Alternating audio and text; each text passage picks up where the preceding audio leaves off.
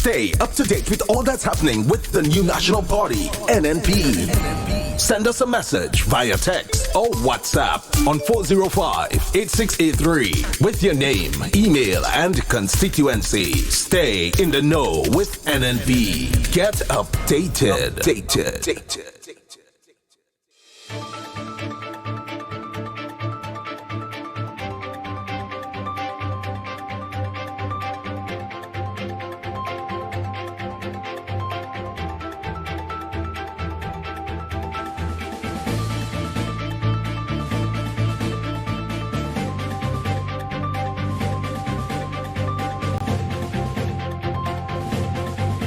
Despite a planned increase in water rates, Grenada is still expected to be among the lowest when compared with its Caribbean neighbors.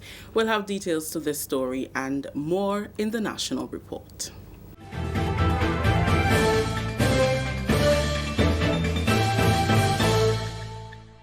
Welcome back with the details to the news for Friday, November 22nd. I am Rakisha St. Louis.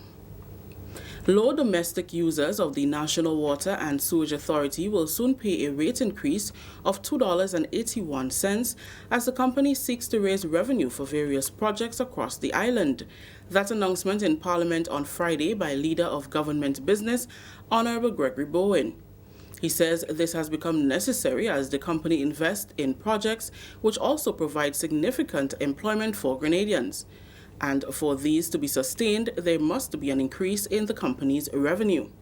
The proposal was drawn up following discussions with consultants who were invited to Grenada for discussion on the matter as NWASA embarks on significant development. For the low domestic users who paid before $16.47, they'll now be asked to pay $19.28, an increase of $2.81, Mr. Speaker. And for the others, Mr. Speaker, the increase will be $5 for those in the 30 bracket, $30 per month. Now you increase by 5, and those in the 60 bracket, you increase by 10. I'm talking about domestic users. If you talk about commercial users, those who pay $11,000 will now be paying $13,000, thereabout, Mr. Speaker. Minister Bowen made a comparison with the rates of other countries, which sought to show that Grenada's is still one of the lowest despite the increase. Let us look at NWASA, Mr. Speaker, and let us look at the rates compared to the other countries in the region.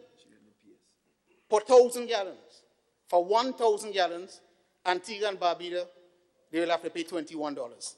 In the Bahamas, they pay $97. In Barbados, they pay $15. In the BVI, they pay $50. In the Cayman Islands, they pay $45. In Dominica, they pay $21 for the 1,000 gallons. In Grenada, they pay $8.10. St. Vincent, you must give, they pay $6.50. But why? St. Vincent has a different structure. St. Vincent water is tied with the environment. So whereas the government come take taxes to favor the environment level, it's one body. So the environmental levy must pay for all the water.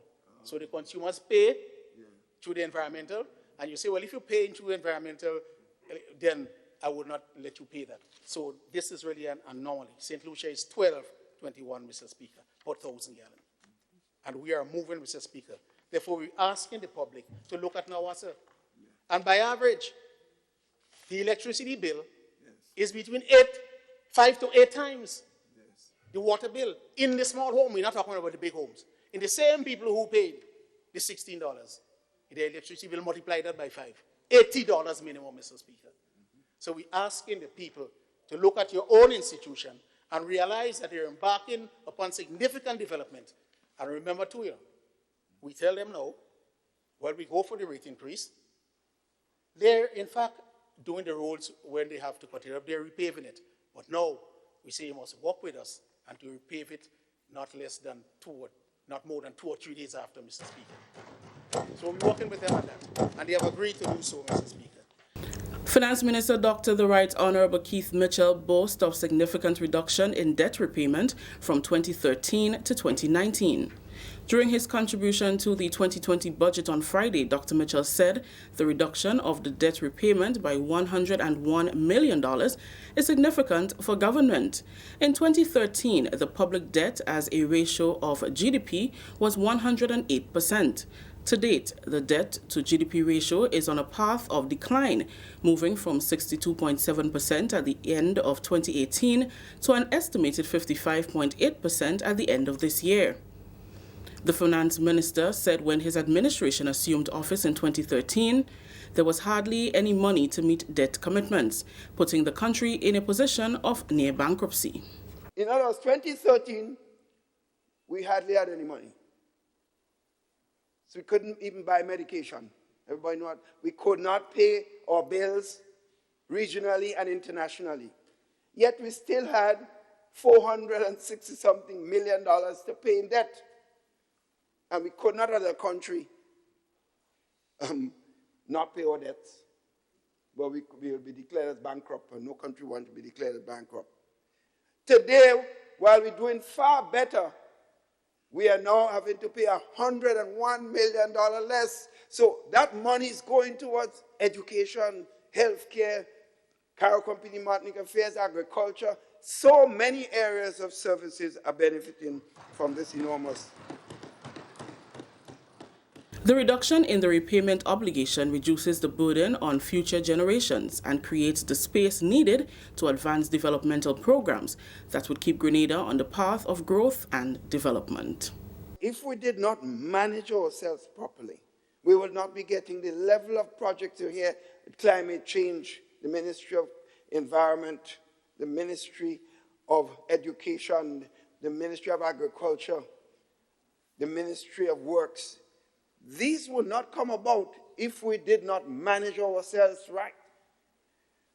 And when I looked at the fact, and the numbers came forward this couple of months ago, when the staff provided me the data, and said that in 2013, what the debt payment was, and what it is today, is $101 million difference. On Wednesday, during his presentation of the 2020 budget, Dr. Mitchell challenged Grenadians to stay on the course of fiscal prudence. He said, and I quote, "Grenada is deriving too many benefits from being fiscally prudent to alter that course. I encourage Grenadians to pay close attention to the numerous benefits Grenada stands to lose if we forego fiscal prudence," unquote. Prime Minister Mitchell also reiterated his commitment to improve the payment of salaries to government ministers and the hard-working public officers who are unduly compensated for their service to the country. This is the National Report. More news after the break. Did you join the public service on or after February 22nd, 1985 and have since retired? This might be important to you. Government understands that the NIS pension may be insufficient to take care of your needs. So, while it awaits the court's ruling on the matter of pension for public officers, government has taken action to protect your quality of life so that you can take care of your needs in the meantime. Persons who joined the public service on or after February 22nd, 1985 and serve continuously in an established position for a minimum 26 years and 8 months and retired at age 60 may be eligible to receive an advance payment, which when combined with NIS represents 70% of their last salary. For more information, call or visit the Pension Secretariat in the Department of Public Administration, Ministerial Complex, 440-3767. Welcome back. Cabinet has approved a $2,000 monthly increase in subventions for dialysis patients from $1,000 to $3,000. That announcement by Health Minister Honorable Nicholas Steele. During his contribution to the 2020 budget on Thursday, Minister Steele also announced that his ministry is moving to establish a fully functional, competent dialysis unit by 2020. He added that portable machines and chairs will be obtained to ensure that patients can be treated whenever possible, and structures will be put in place to ensure that the most vulnerable and needy patients are treated first. We have also increased. I want to thank my colleagues. Cabinet has approved the subvention that was usually given to dialysis patients in need would have been $1,080 a month. Cabinet didn't just they tripled it to 3,000 EC dollars a month. But we will be using that specifically to make sure that the most needy are addressed first.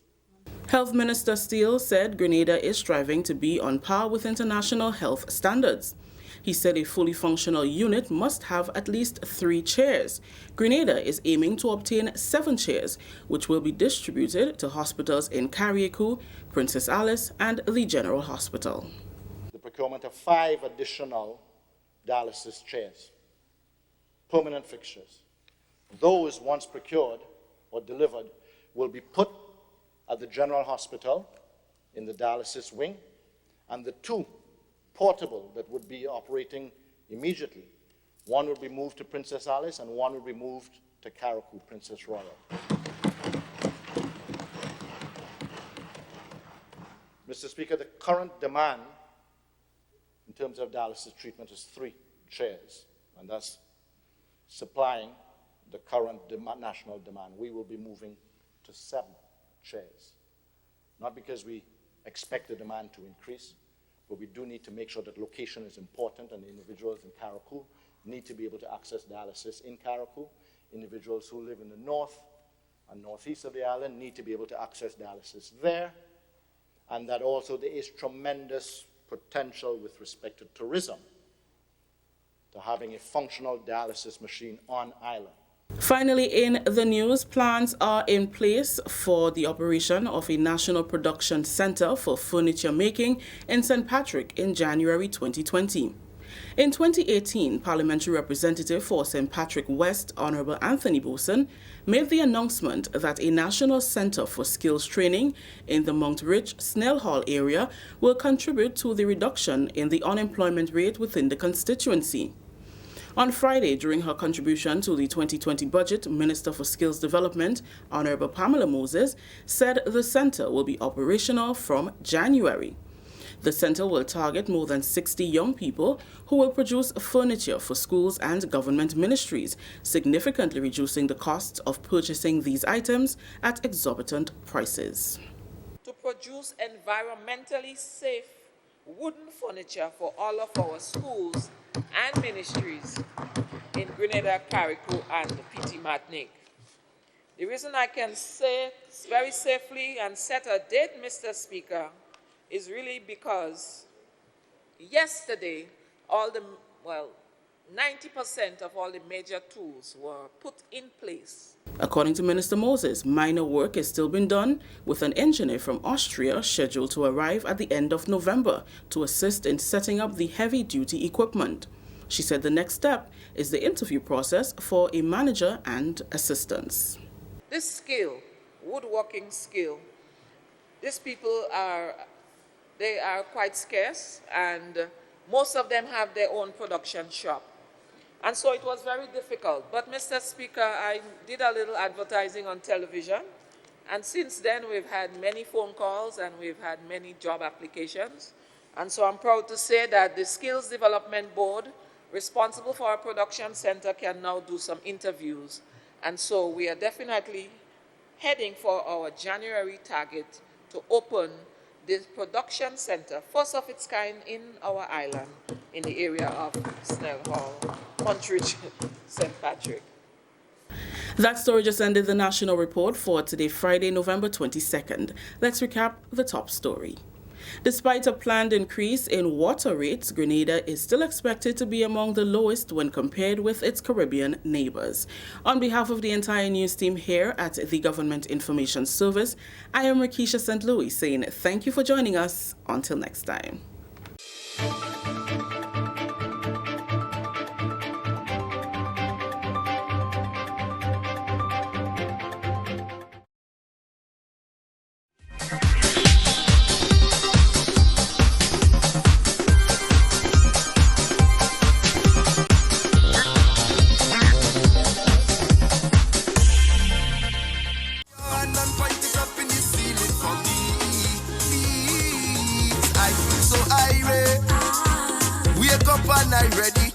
Make it ever steady, setting goals is necessary while they idling. precious time they're wasting like a disease. It's that spreading, now it shift their eyesight. I say, I don't know why. Some will worry about that next man's stride. Try to match up a next man life. Fix your life. And as soon as I start walking on, you want to vex, something must be wrong, you man. I don't come here for that, all you help me. But I'm telling you, nothing they do will never defeat me. Control with your destiny. I'm telling you, take your hand and point it up in the ceiling from me.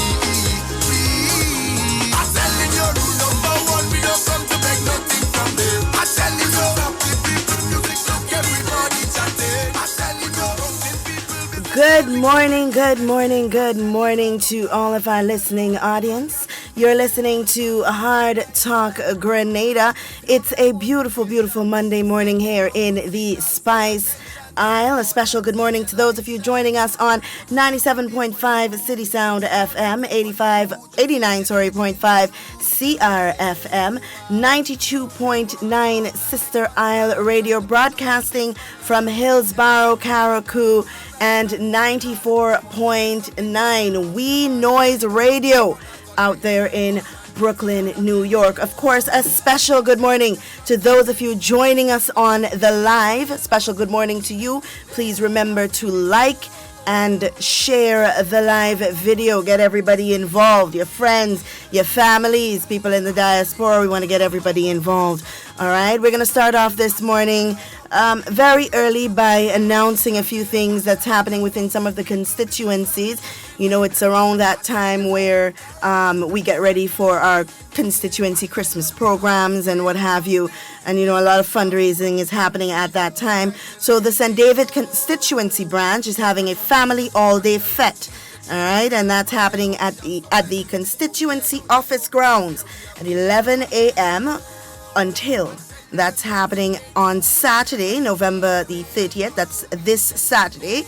Eats and drinks on sale. Of course, $10 per serving. And the bar is solid. They have other attractions like face painting and so on. And, of course, we have music by a live band. Ooh, a live band. I love a live band.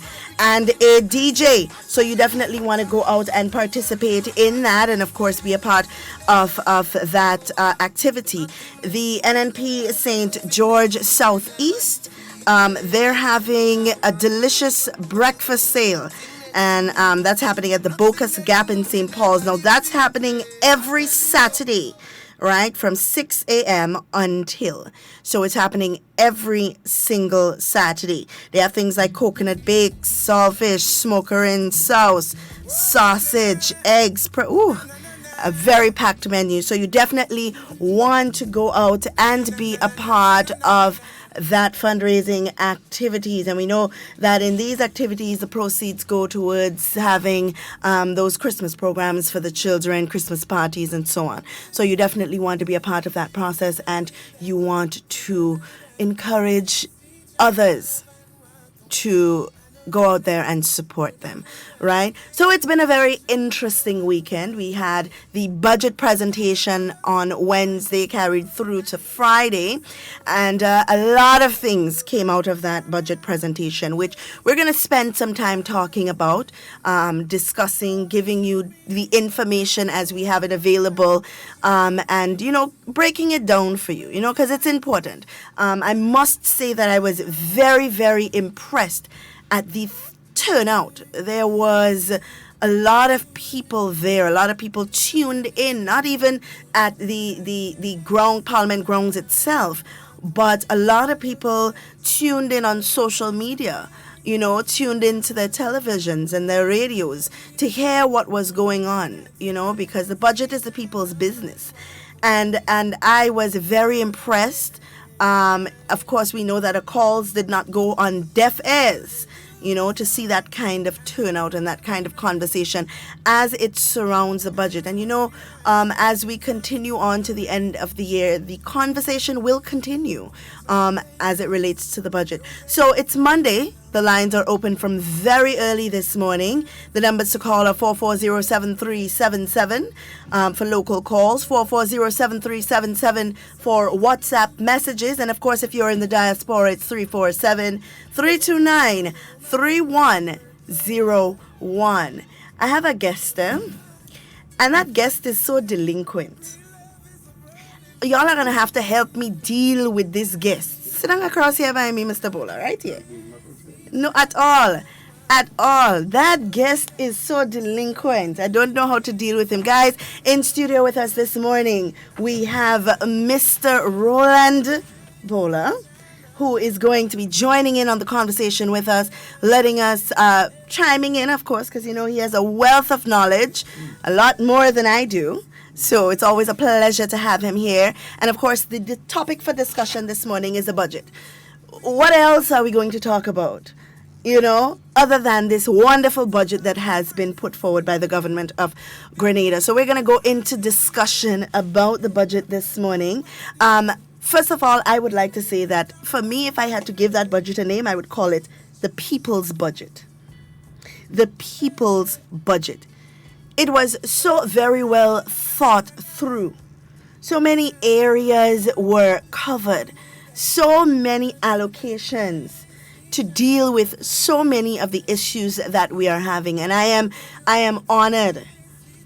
I feel proud to be a Grenadian and to have an administration that is so caring about the well-being of the people of Grenada. Mr. Bowler, did you have an opportunity to chime in, to view the budget, to be a part of the budget presentation? Thank you very much, Duncan. Good morning to you. Good morning to your listeners out there. By whatever medium you are listening, I want to say pleasant morning to every one of you. And certainly I did. I listened to the presentation as done by the Minister for Finance.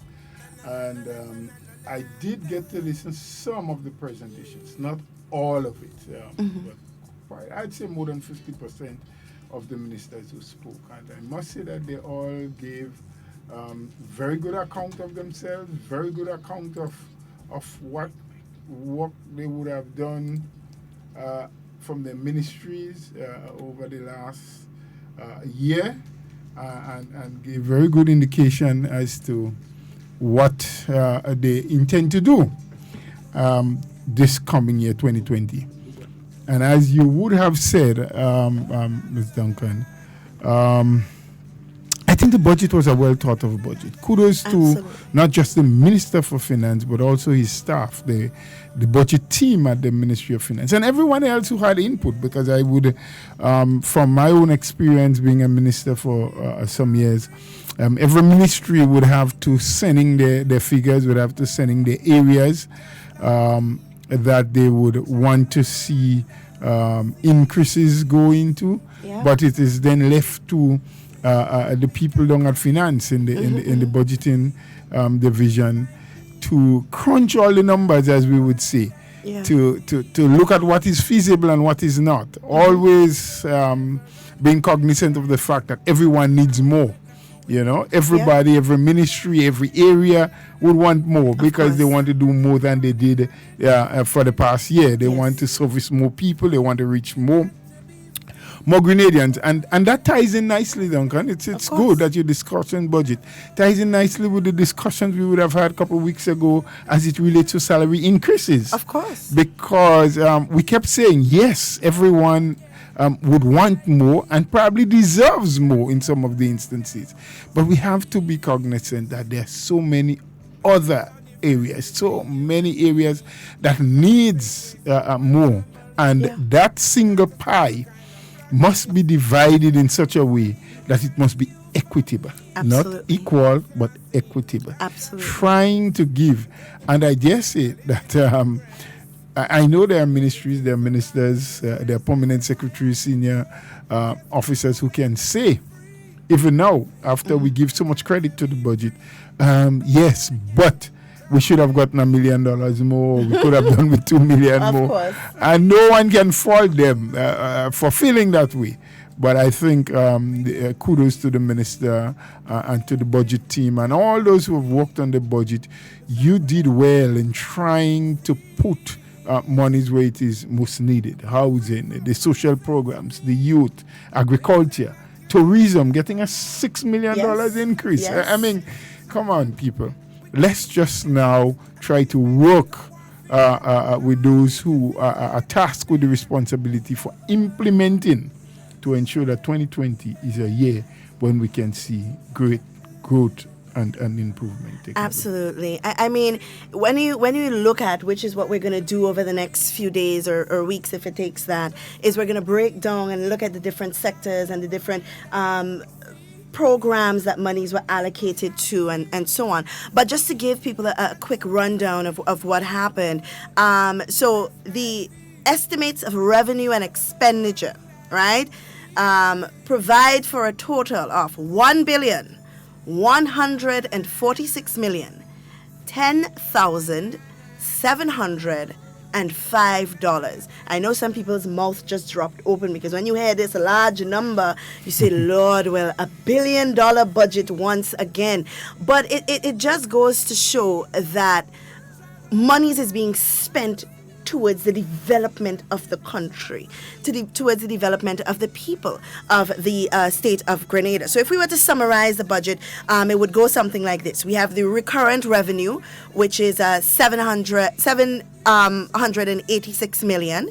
We have recurrent expenditures, 633.7 million.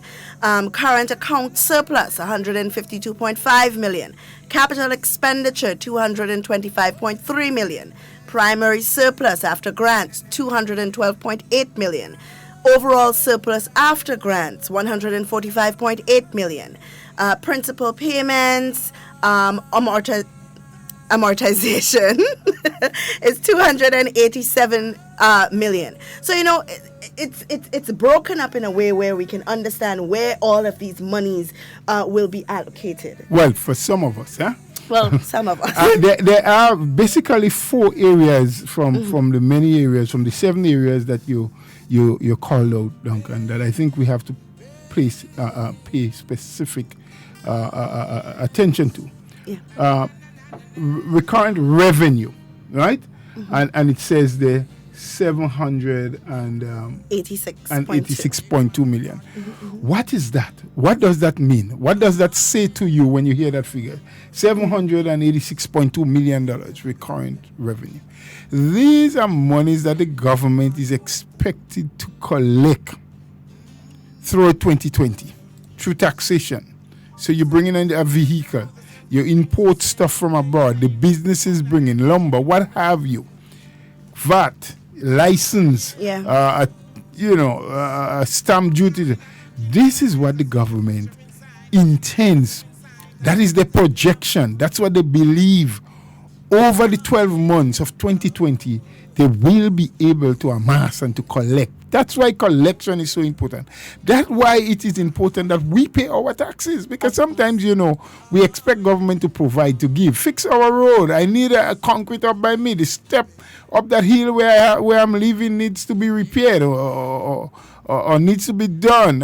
I see so many senior people. I see single mothers whose homes need repairs, and you expect the government to be providing the materials. The hospital need extra beds. We need this. We need medication. And everything. The government. Have we ever stopped for a moment to ask, where does that money come from? And the bulk of it comes from collection at the various collection points. So you pay your taxes on your land, you pay your taxes on your house, whatever the taxation measures that are implemented. When the monies are collected, it amasses, hopefully in 2020, to 786.2 million. Yeah. But then the second figure is also important. Recurrent expenses. You see how much it is there, Duncan? Yeah, 633.7 million. 633.7 million. Recurrent. What does that mean? How do you explain that?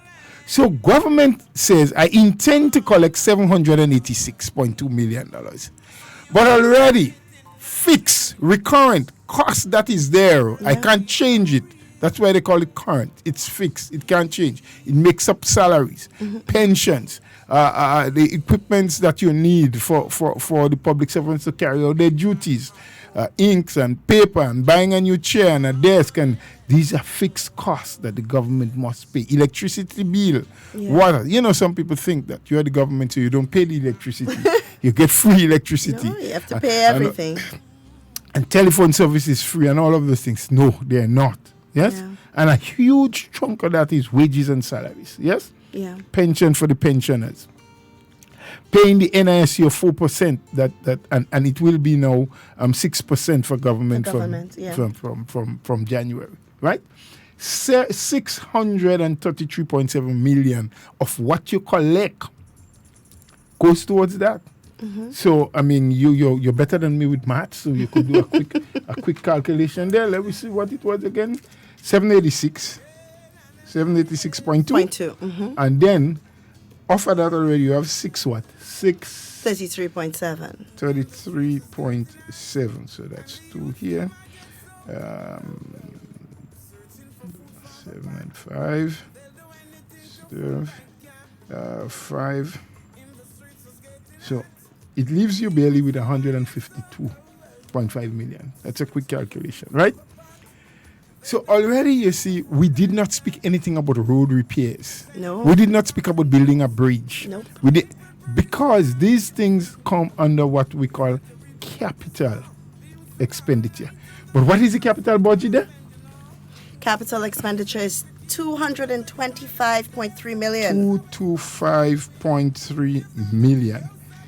But from what government hope to collect and what they already know they are committed to spend, they only have about 152 million left. Yeah. But they intend to spend 225 million on the capital. That is where the action is, you know. Yeah. That is where you see roads are being built, bridges are being built. When people cry out, oh, my little patch going down by us. Yep. 10 years now, we're living there. All this mud and rain and water. We need drains and we need what have you. Yeah. We need the road to be graded with. It is from the capital side of the budget where these things come from. Yeah. How do you get the other monies to make up from your surplus after you take out current expenditure? Loans and grants. Yeah. So the government has two choices before them. If it is necessary, they will have to get a loan to build in that. Or they get a grant. And the Prime Minister was very explicit with the amount of grant money that is coming in, because we have followed the fiscal responsibility legislation. We have been very disciplined as a country. And that is why when government sometimes say, look, we accept that you want more. We accept that you want us to do more. However, it is because we have to follow the fiscal discipline, responsibility legislation, and so we cannot do more than that. And that is what assists us to get all of the grants that we're getting. All right. And we have a first caller on the line. Good morning, caller. Hello, caller. Good morning. Good morning, caller. Hi, good morning, caller. Yes, good morning. How are you? Good morning. How are you? I'm great. How was your weekend? Oh, my weekend was good. How was yours? Nice. All right. I just want to emphasize on a few things here. Mr. Bola, you know that Doc talk about of repairing most of the government's building that is owned towards the St. George's area and other parts of Grenada, right? Yes, I heard that too. Right. But what about the private buildings? If you look at the buildings that is owned by private entities like Huggins, Hubbard, we've seen personal building, it's like being just there and nothing is happening, and it's not good. So what are you suggesting? Sorry? What are you suggesting? I'm listening. At least it should be cleaned out. The area could be cleaned out. Or the government should say, listen, come up with some form of formality to put it, like, encourage those people to build something. If they cannot use it for them, give them some form of leeway with taxes that they could build a building if the funds are not being there, and put it up for rent, because it just sits there. Okay. Yeah, it just sits there and they're not using it, and others can use it.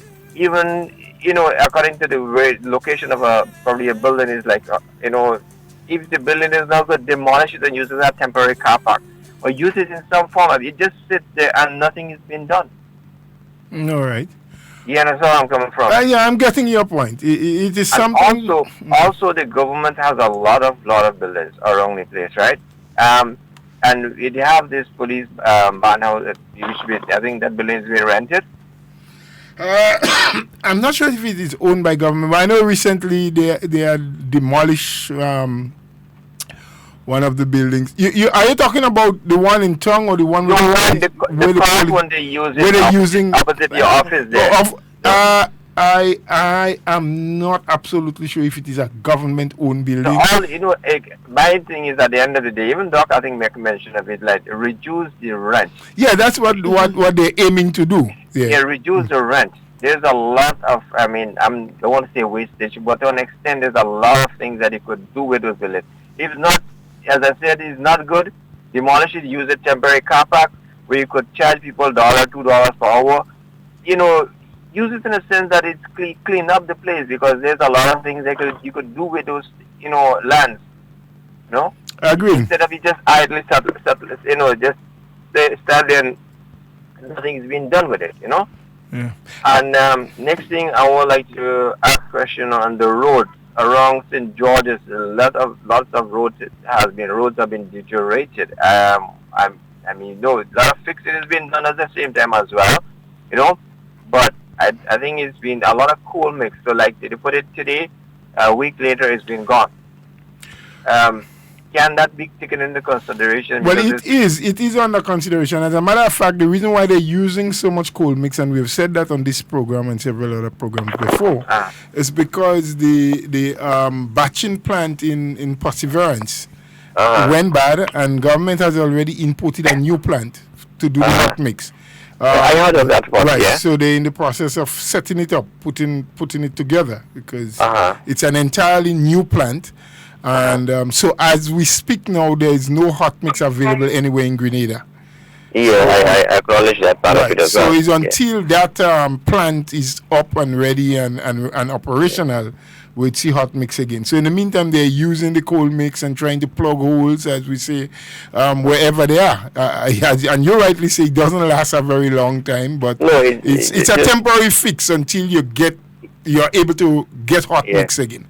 Yeah. Also, more than that, there is some projects. I think one of them will get started next year on the western end, doing some sea defense walls and some surfacing from some grant money that will come from England. I know there have been some negotiations happening quietly behind the scenes to raise some monies to do a complete resurfacing through the tongue, but starting, I believe the first phase of it will be from the Port Highway right onto the Maurice Bishop Highway. Yeah, well, I don't want to say too much about it because it has not been announced yet, because maybe they have not finalized on funding or planning, but it's in the process. I expect that to be coming because it's over 20, almost going into 30 years, those roads have been resurfaced. Yes. And I'm still, you don't need to do the entire, there are places you could cut and pieces in the sense that there are some still intact. So I want the roads which are intact, I don't think you should interfere that part of it, but do which is the priority. So we could save money and spend it somewhere else. Well, I do believe the engineers and others who are responsible for doing that will look at it in that way, because it costs a lot to do resurfacing. Huh? Yeah, I know. So I don't want to play greedy. I agree with you. I must be honest, because I don't like wastage. Let's get it. Well, we can't even afford it. Not just not like it. We can't even afford it. We are small. We are doing well, but we have to be extremely careful how we spend, where we spend, and what we spend on. Yeah. And a couple more things. The traffic light. I don't see nothing's been mentioned. It is just there as ornaments. What will be done to it, because there's money that we have paid for it, and it just is there sitting. Okay, so we have to take a look at that. I would like you to look into that part of it as well. Well, caller, not to cut you, but actually, during the budget presentation, there was mention of the not just the refurbishment, but replacement of the traffic lights. I'll find the exact figure and so on. And if anybody listening has that exact information, can just either send us a WhatsApp or give us a call so that the caller is informed. But they did make mention in the budget as it relates to the traffic lights. Okay. I didn't follow up the whole procedure inside this, so, and I can't remember everything, Right. Anyhow, and Mr. Bola, one more thing. I see a lot of construction is being done in Grandlands area, to be precise, on road. But my concern is sometimes how people go around cutting the rocks. I cannot comfort myself by destroying somebody else, and then I have to put up a back wall. A back wall may just last 25 years or 30 years. After a time it deteriorates and you have to keep doing it. So I don't know if there's a formality of cutting the rocks. Nobody says don't cut it, but cut it with some form of security, because you can't cut down 60 or 80 or 200 feet the depth. And there's somebody who has a 20,000 square feet above you. When you look down, you're looking down like a massive hole on the bottom of you. It scares you. If you, in many parts in Grenada, that has been done, but it's, for me, it doesn't look right. If you look at it, if you stand where Island Catering is and you look up to the front, you see somebody has done a building. It's very good. But the building next to it, how they cut the rock, it looks very dangerous. Believe me, I won't stay in there. If any earthquake or anything major happens, you're coming down quick. Okay. Well, it's something I think that we have to raise with planning, the planning division. My mind would lead me to them. I took a note of what you said. They must be involved probably. I know they would be involved in the construction phase when people bring in their plans and so, but maybe the time has come when they need to be involved from since excavation start. I don't know who else may have the authorization if there's a law in place, but I think it's a good point that we need to look at. I don't have an answer for you, but I took a note, we'll pass it on, and whoever the relevant authorities are, they can start looking into it to ensure that there's something in place that determines how you're caught, bearing in mind that you have somebody's land next door, that you have a building, there. So my thing is that I'm not supposed to be comfortable with what I'm doing, and then I put Mr. Bola in danger. I understand what you're saying. We are each other's keeper. You understand? So we have to be guarded, Yes. And final one for today is like lots of high buildings. Before it was like 1 and 2 story, now we see many places 3, 4, 5, 6, and some places maybe 8 stories has gone up to a certain level. Anyhow, do we have any fire system place? And with the budget, because we have this massive amount of buildings going on, what are the security in case if a fire occurs?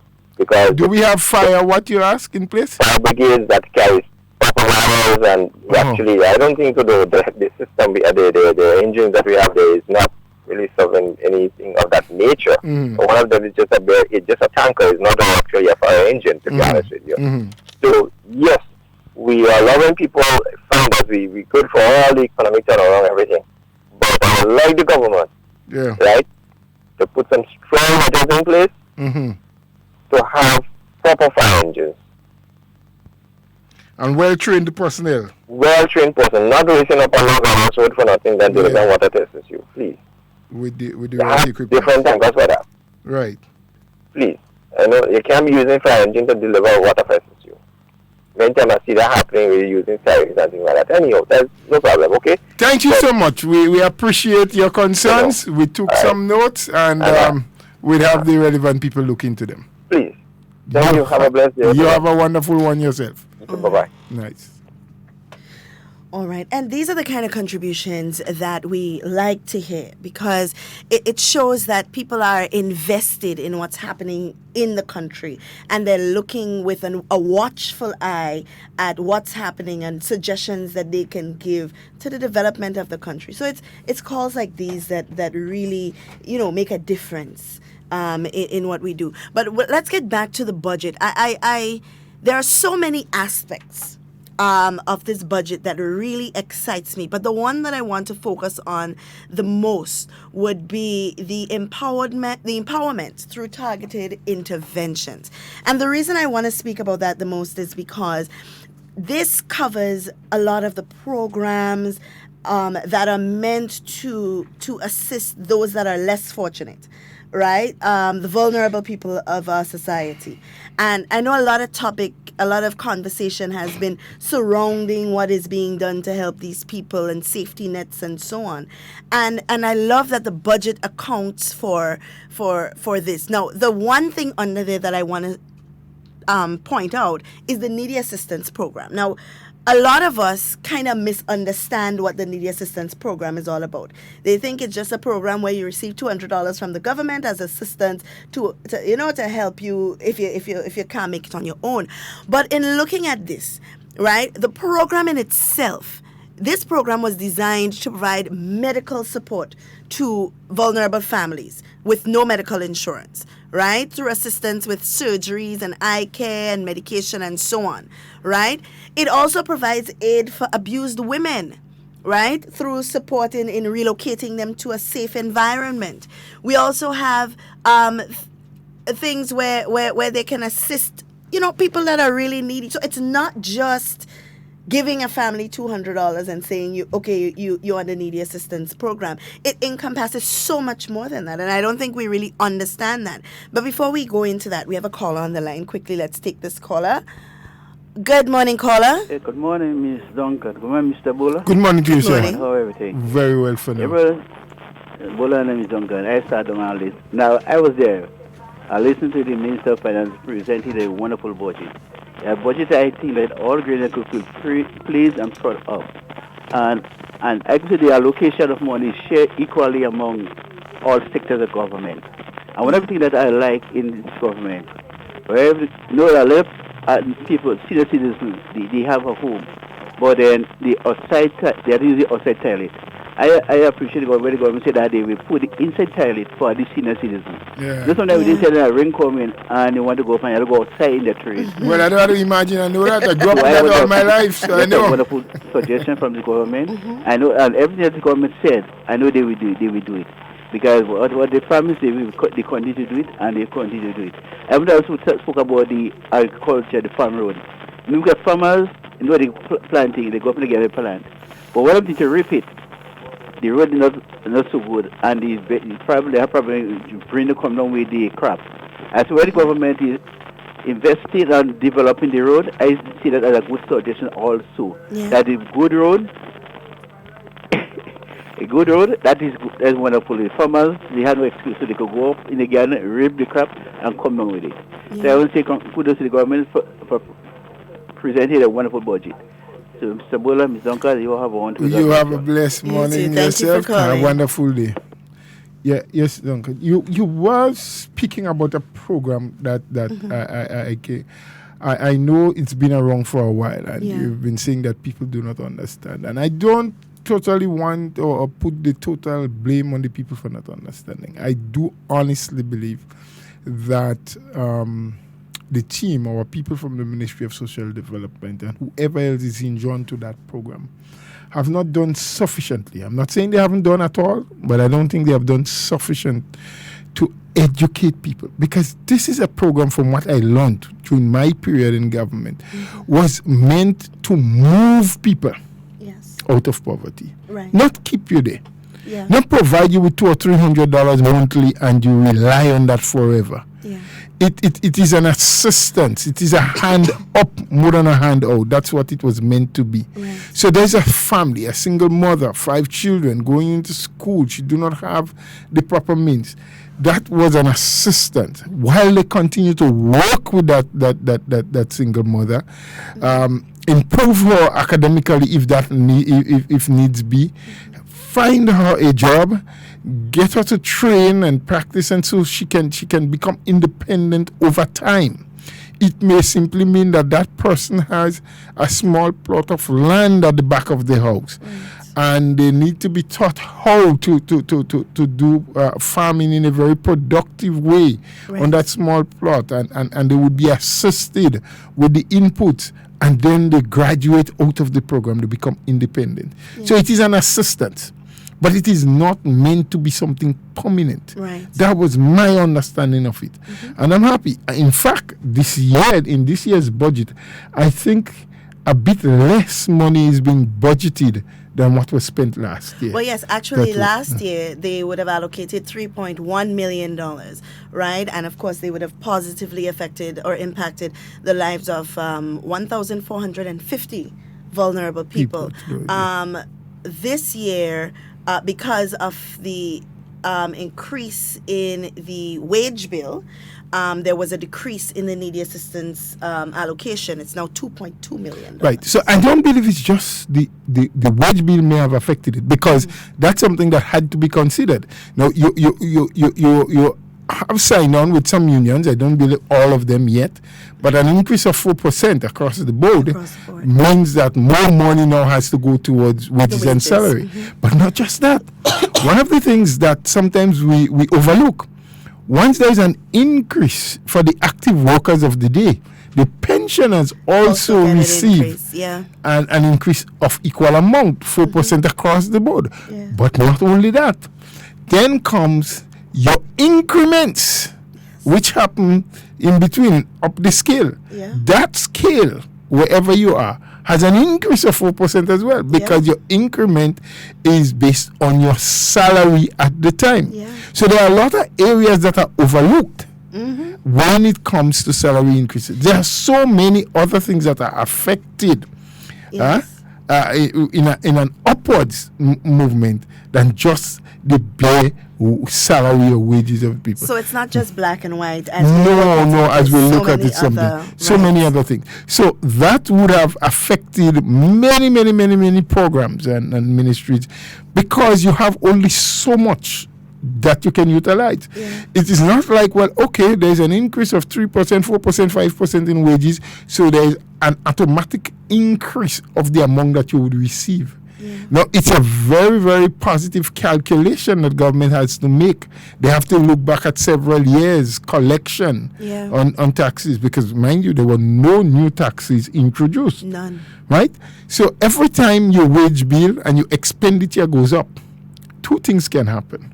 One, you can bring in an additional tax to get additional money to cater for that increase in expenses, or you can increase the rate at which you charge a present tax, which would give you, so VAT, for example, is at 15%, so you may bring it to 20%, in order that you can get more monies to meet that additional expense. Or you may have to cut, and which is what government has been saying all along.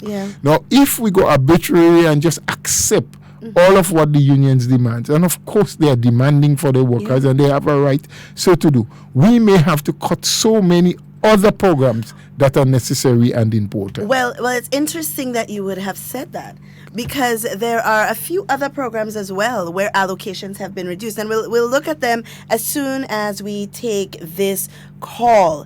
Good morning, caller. Yes, good morning to you. Good morning, how are you? Not too bad. How are you today? I'm good. Right, good morning to you. Yes.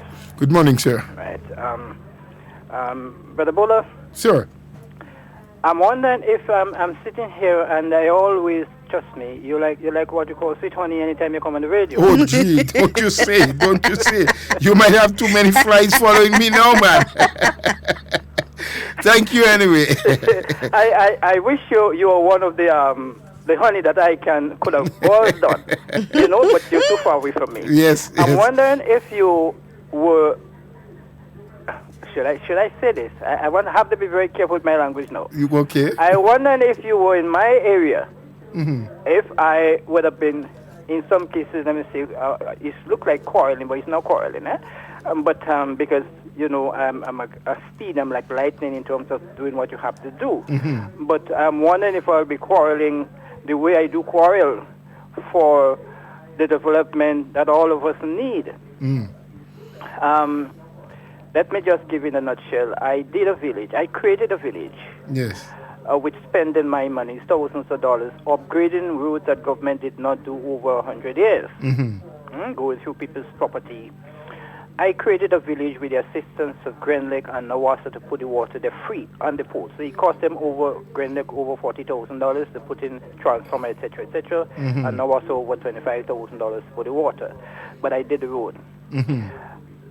So that village is created from nothing. I understand now in speaking to people a few days ago that 4 more houses is coming in the area. You had 2 large, very large houses, over 1 something million spent to build each of them. I now understand you have 4 more houses coming in the area. Okay. The road is yet to be concreted. It's a government road. I spent my money, over $40,000 doing it. Upgrading, yes. It's yet to be concreted. I was told in 2013 it would have been done, but it's not been done for me. It is done because of what I see. You see, if we all do what I am doing here, we could aid the government, help the government, because that's what I am doing. I'm helping economic development by creating these houses there. And 2 large-scale farmers now operating and making hundreds of thousands of dollars per year. If we do that and the authorities respond to us and the representatives respond to people like me, the government will have less work, much less work, but raising revenue. I'm wondering if you could aid in this area. I believe I would tell you that you should be a coordinator from where you are, a coordinator of this initiative, whereas people are lending the services and spending thousands of dollars like I do. Like you did. Yes. Then coordinate that with a view to getting the right kind of assistance from the authorities so that I can move on and get my group to move on. Because we are not asking government for money. We're using our services, but we want whatever they have, the free, for instance, the binders and so forth, the concrete, the pitch and so forth. Let me just ask you quickly, sorry to break your trend. Have you had a one-on-one with your parliamentary rep read this project? Oh, yes. Okay. Yes. You did. I'll tell you something. My rep, I think, is one of the hardest working. Yeah. Caller, listen to us on the phone. On the phone. No, Forget I'm it. saying, following the reading at distance. No, I'm saying here, yes, I had a one-on-one and him. I'll tell you something. He is one of the hardest working ministers in the government, right? Yes. On the government side. I gave him that. He's a very brilliant person. He worked very, very hard. But you see, the hardest work is to come on the ground to help in these initiatives. Okay. At least if somebody coming and giving me a road free, and they're bringing these services free, I'll tell you something. I'll say, I'll make you a government minister, right? I'll say, okay, well, as of now, you are a government minister. You want a salary? I'll give you a salary. You hold on to people like me and the people that I have with me in recent time doing this, because we have a plan and a program to resuscitate. No, the Ministry of Agriculture and the government is now talking those things as policies. Yes. But we have that program, that plan that we want to resuscitate. We have already started resuscitating all the beaches from Rukin right up to Carriacou. Miss Pierre is saying, hey, if that is coming to St. David's, I am going to piggyback on it. But I want us to join us. And instead of piggybacking on what we intend to do, join us. And the road, that Croshoe Road, that bridge connecting Croshoe to Diamond, St. David's. She did promise me to bring a team with my team in St. David's to look at it with a view to coming up with the cost of doing that bridge. The building of this bridge is long overdue. That is what you call serious economic areas. And those are the things that I'm talking about. So I am asking, from where you sit, if you could bring this forward to all, talking to you should understand who is my representative. No, I've heard you many times on several different programs making mention of the plan for St. David's. Because I do not want anything personal. I am not doing this for personal gain. I am doing it for the young people and for people who I see need this. I don't have money. But you see, it is the right thing to do to unlock us from where we are in the grips of the IMF. And if we could do what you call these infrastructure that will lend itself to other developments like hotels, restaurants, and the like, and other people building houses and even selling lands, that will help our finances very, very much. We have to move to the area of having a surplus at the end of every budget, right? So if we have a surplus of every budget, and we do that for the next 20 years, we will not be going to the IMF for money. I believe we can run this country cash. That's my belief. Because we have all the resources, human and otherwise, and if we could manage in a scientific way, we can raise all the monies needed to do all the infrastructure, whatever else, and avoid going to the World Bank, the IMF, and even to the Caribbean Development Bank. I feel we can do it. We have the width, and I am doing things in that vein. So what I'm doing is not for me per se, but if we could strengthen the economy, grow the economy, as it relates to government creating revenue, that is the right thing to do. So talk to the representative or those representatives and ask them to give us, those of us who are on the ground, please give us the support, because it's not for us only, it's also it's for going the to benefit nation. everyone, yes. Right? Yeah. Would you mind, if you don't, probably either off air, can we have him off air? He can call back off Right, and we'll have the name and a contact number. I guess your rep and others know who you are and how to find you. But if I get that, it will put me in a greater position of strength to talk to call back the program? Just about the time we're going to finish, so we'll take it off air. Yes, just about 12. Okay. Off air. Thank you so much for your contribution. You're welcome, sir. And we'll do what we can to help. Thank you. Great. It's just what we've been talking about, Mr. Bola. These are the kinds of things that we want to hear. These are the people who are going out there and actually doing the work and making these positive contributions towards the development of Grenada. But as we were speaking about in the allocations that have been reduced, if I were to give you two more, we are looking at the Imani program. In 2019, 22.2 million was allocated to the Imani program, and for 2020 they're looking at a reduction. So 17.8 million is now going to be allocated, and that's just to name one. We also have the Empower program. The Empower program had $6.5 million allocated in 2019. For 2020 they're looking to allocate $4 million, and we can't say that is attributed to the wage bill, but it's just an indication that no new taxes were added in this budget, which is wonderful. Everybody's happy, everybody's glad, no new taxes. But then we also have to look at the flip side of it. If no new taxes are given to raise these monies, it means now that some program that is meant to assist the vulnerable in the country has to be reduced, which means either less can be done in the program, or it means that they can take in less people within the program. So these are the things that we need to look at and consider. We have another caller on the line. Good morning, caller. Good morning. How are you doing? Good, I'm good. How are you? Not bad. Mr. Bola, how are you doing? Good morning to you, sir. I'm here. I'm well. Had a good weekend. Cool as usual, man. Well, I know. I expect you every Monday morning because they give me an assignment. They say, Mondays, open line. Good. Yes, I ought to be here. Things good, man. Things really good. I just smell Christmas.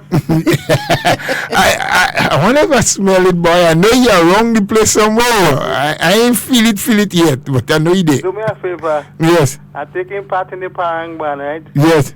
And they say the band who carry the best male and the best song, they'll get in a prize.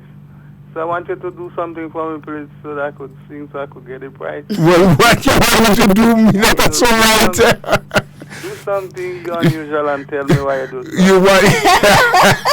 You want to sing Parang on me? Yes, just for me to get the prize. And listen, if we will go in a team, if you do something and I get the prize, I'm sharing it for me and you. For me and you? Well, but I go ready to do something. And you know what? I will only do it and tell you, I go take a photograph of what I'm doing. All right, do that for me. Yes, man. And I go make sure you come out strong so you could win that money. Yes, and when I win it, I'm sharing it for me and you. Yeah. But we ain't telling them how we do, eh? No. We can't tell them that that's fun. No. You go just sing and they go jump, boy. So how is Carriacou? How things going? Hot and sunny, man. Yes, you ain't get rain over the weekend? Yeah, we get rain over the weekend. The pond catch water, we? Good.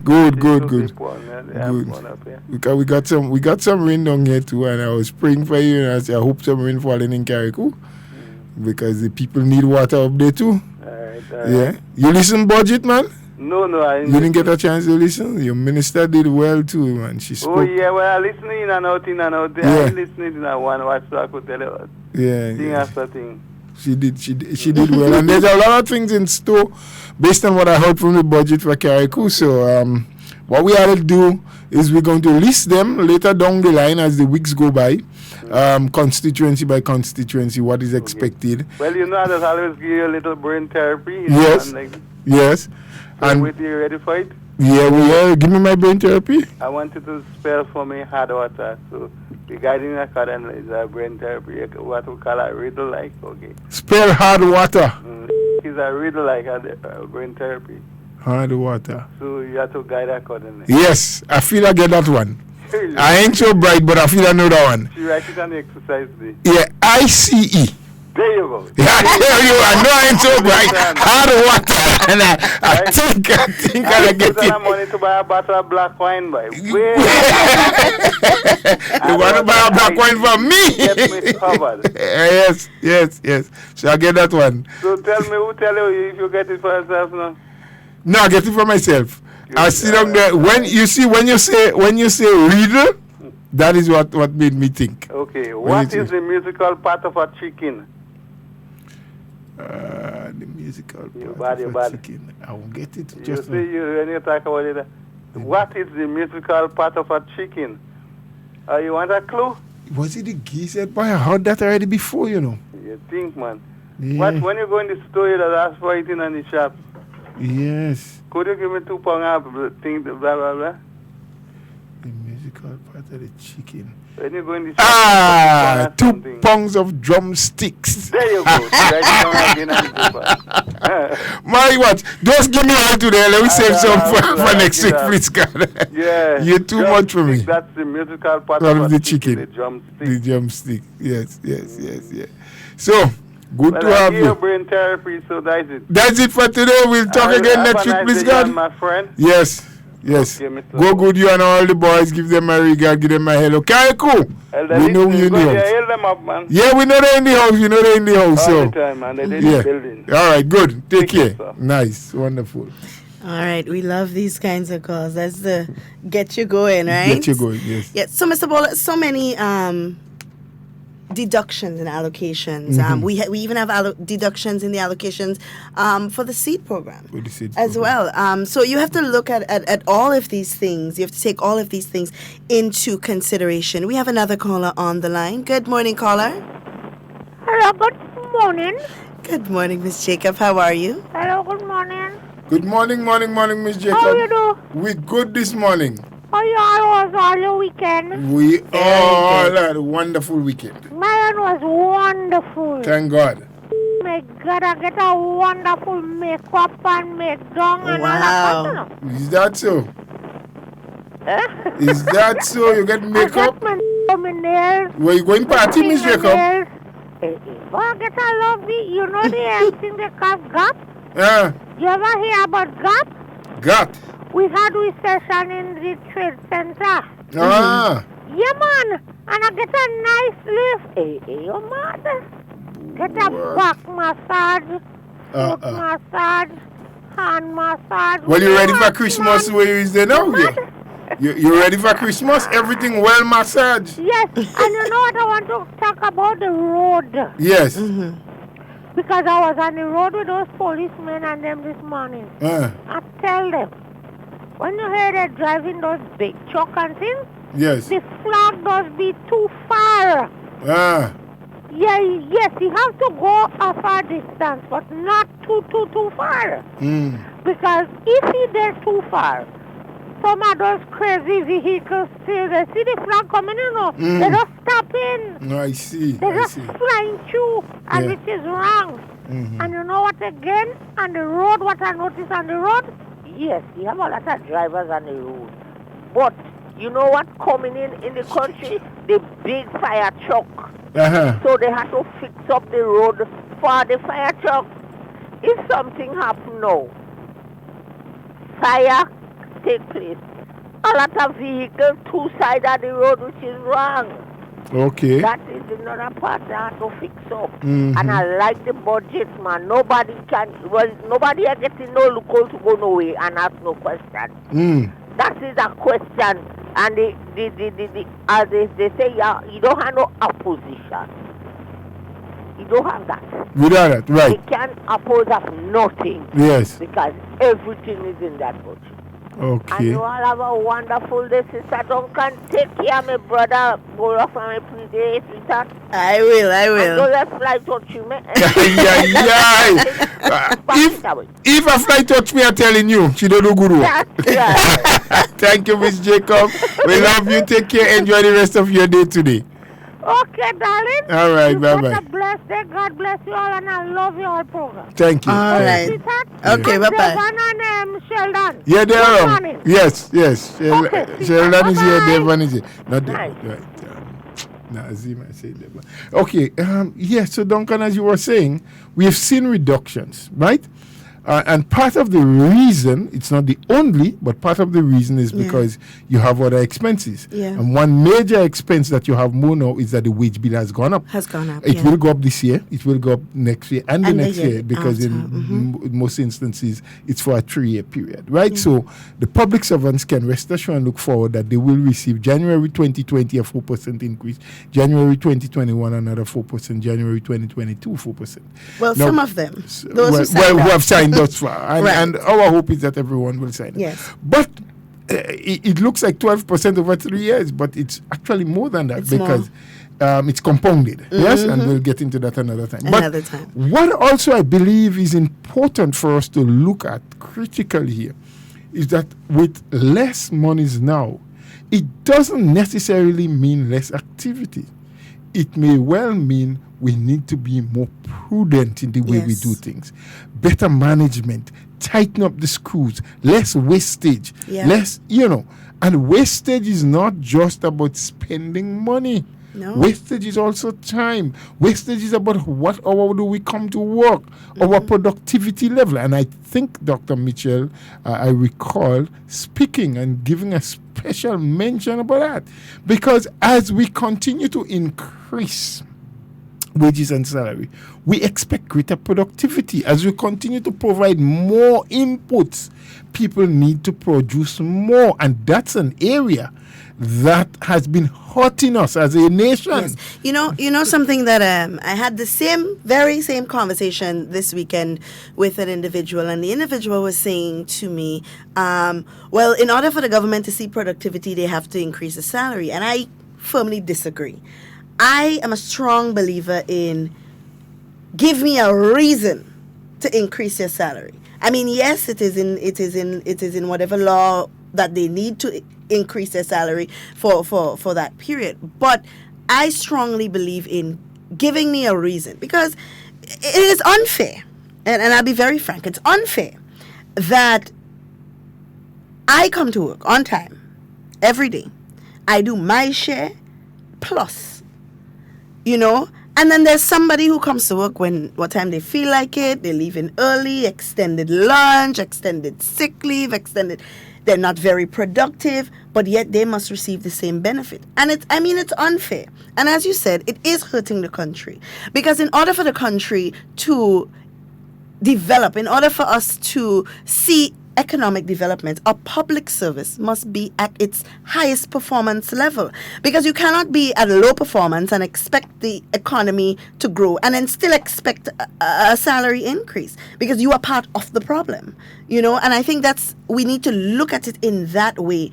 And sometimes as Grenadians, we help in the unproductivity of the public servants, because before government makes a move to fix a sector, to fix an area, to fix a ministry, the first thing we say is victimization. And it should not be the role and responsibility of government only to fix and to get people more productive. It's a conversation that all of us must engage in and do something about. Absolutely. We have a caller on the line. Good morning, caller. Good morning, lady. Good morning. Bull. How are you today? I'm good. How are you? Yeah, I did. Did you get a chance? How are you, Bull? Well, I expect you to be good. You had a good weekend? You know. I see down there, and I heard you talk about the budget. Yes. Yeah. But the problem is, our budget that I listen already from Gary come right up to Kit Mitchell. In all the budget already, that one is the best. That one is the best for you. Yeah. You know why I say that one is the best? No, tell me why. When I listen it, he have everything in it for the little people all over the little Grenada here. Grenada, yes. We think so too. No, I listen it and I sum it up and I check it out. Yes. You have a little bite in that pie there for everybody get a little taste. Yes, absolutely. I believe you. And not, I want to say everybody, it's who that wants to know. Right, you're right about that. It's who that wants. Yeah, because you have some people, they're making no effort. No. They want nothing. Yeah, a lot of people like that, they sit down and they feel you come and meet them just like that. Yes. But if you get up, you will get peace. Yes. And that is how I've seen it in this little country here. And next thing I want to tell you, Mr. Bola. Yes, I'm listening you. Tell your partner Clement, leave you alone. Me, no, man, I don't worry with Clement, man. Clement is my friend still. Yeah, but what kind of scene he getting with? Don't bother about that, man. Them things don't move. I had like him, I still like him, but yes. I don't know why he getting like that. You see, Bull, let me just tell you this, eh? A fella a long time ago used to sing a song for me when he did by the shop taking a little drink, and people tell him, "But why don't go home, you junk?" He used to sing. A man is a man anywhere you go, in seriousness or in papi show. Yeah. Yeah? So, all of us are men and we have a right to our own destiny and decision. And so, I don't against that part there. Right. I'm on a right to do what he feels to do, what he wants to do. And he thinks that is the way he should go. Still, he have a limit in what he want to do and how he want to do it. Of course, we agree with that too. Yeah. You can't overstep your bounds. You can't, go above. I heard him there. And what I get so annoyed. Don't worry with that. Up the radio. No, don't let that annoy you. No, don't let that annoy you. I have the pressure already and I don't want to build up more. Okay. Make sure you're getting your tablets so in them Mr. stupid talk. Yes. And not taking it. You don't listening. No. Yep, we understand. And the next thing again, Mr. Bola. Mm-hmm. You know what we talk about? Yes. The reason why we didn't get to the minister for him to come to you yet or to call you is because of the same budget thing they were planning and doing thing. But this week, why I come out with that, This week, I come out with that first, the budget. Yeah, this week. A lot of thing in it. This week we're going to speak to him, and they will have a conversation with you and see what can be worked out. Because Mr. Bola, Christmas coming, We know. So how buy a ham? No. The man gonna call you. He gonna call you. Give us this week, because when we tried to reach him, they said he was in Indo meeting, they planning, they thinking budget, and we know that was important. So we say, let that get out of the way. So it's out of the way now. Right. We're gonna try and talk to him. Bola, next thing you might know, the Western Men Road, I walk up there for 12 years. Yes. And in the Bureau Standard, over 13 years I work there. Right. So I want to know what is going on with you. And the time I work with Gary and all them type of thing, I want to know. Yes, so that's what I want to know. That's why we had to speak to the minister. Gratuity, I'm supposed to get pension, I'm supposed to get all kind of thing. Right. So we're going to have a conversation with the minister. Yeah, I want to know what's going on, man. Yes. I the fella have a lot of patience, you know. I know that about you. Overcome. I know that about you. I won't let it overcome. I don't want you overcome because that is my party. Yes. That is my government. Yes. And everyone about you in NMP I like you. And we like you too. Yes, I know. We like you too. I know. So we go look after that. So it is a nice program on the budget today. Right. And the budget is a wonderful budget. Thank you. I'm here Bonazin saying it's a right budget, you know. Yes, well, she had to accept. Yep. She had to accept. You think it's only a get vote, she lies. And he's here to stay for a long time. A long time to come. Yes, tell Kem and them that. They have nowhere to go. All right. And Mr. Bola is 15 again, eh? Yeah, well, that's what we're working for. Joke about that. We're working towards that. If Mr. Bicall next month is 15. We're working towards that. Anytime he call. We're working towards that. Yes. Yes. And I ain't giving up. Don't. I right here. I campaigning all way I go a campaign. Every day, everywhere, and with everybody you meet. Every time, every minute. Right. So all the best with two of you. Take good care. Enjoy the rest of today. You too. And we'll get to you. Nice. Yes, sir. All right. Bye-bye. Yeah. All right. Yep. So we were making the point before we got that call, Ms. Duncan, that it means greater productivity, Yeah. greater synergies, because there are a lot of areas in government. When we speak wastage, sometimes people think wastage is just about you spend extra money. But it's not just that. There are a lot of areas within the government system that is being duplicated. You know, you have one vehicle leaving a ministry to go into a particular place to get something. And by the time that vehicle come back, another ministry sends another vehicle in that same area. When, if there was better synergies, better coordination, one vehicle with one person could have gone and collect, because we're going the same place and coming back to the same destination. So all of those things need to be looked at and need to be better coordinated. And it is not just a responsibility for government. That is why you have PSCs and you have senior officers and departmental heads, and so they all need to do something about how they handle the ministry and get greater productivity. Absolutely. We have another caller on the line. Good morning, caller. Good morning, Sharon, good morning. Good morning, Miss Kami. Sharon is not on here, he's here. And Jingo and everybody. The whole passing Marcus. The president, the deputy, good morning. And my friends in England that listening to HARDTALK, good morning. How are you doing there? We hear good and we believe they're good over there too. Mr. Bola, you there? I did right here, Sister Kami. Listening to you. Yes. I just calling to say good morning and to everybody. Yeah. Well, I just want to, Miss Duncan. Yes, Miss Kami. I have a little problem here with people. Listen to us on the phone, yes. Mr. Bola is there. He might be able to say something when he talk to the minister, the prime minister. Oh, that's people in here. And I know the government have a lot of buildings that they're not in use. I don't know if they can get a shelter, fix up one, to put these people that they could get a night rest when the night comes, sir. Okay. That's a big concern to me. Right. Because there's one man that's sleeping in a tree on the street.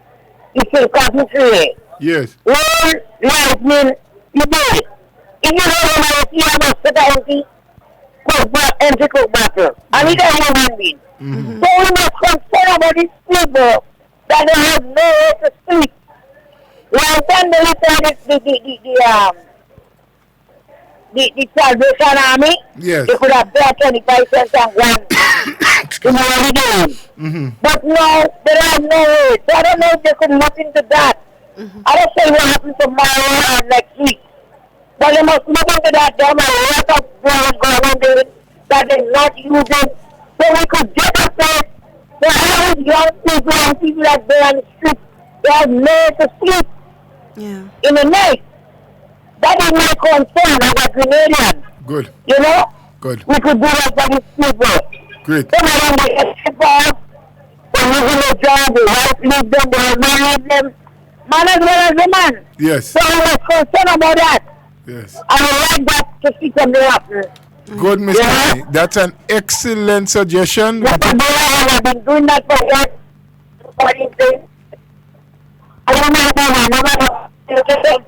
Yeah. You know why? I remember when I was homeless. I remember when I had to sit down by the church all night. It's not easy. So somebody has to look into that. That they could get a place as a shelter, just for them to sleep in the night, and they go next day, they come back in the night, and then things. Good. That is my call for the day. Thank you, and sir. to all the bushmen and from Grenada W.I, Bala and everybody, you know, that 6 1, all these guys, my and all of them. I just want to say and take care. And the rally drivers. Thank you. And everybody. All the people that listen abroad. Anybody have a 4-bedroom house in Grand area with a condition and need a house to rent for a family with coming on already. And I say number 435-91. They're coming on location, but you have to be in the Grand area. Okay. Have a birthday and a very good program.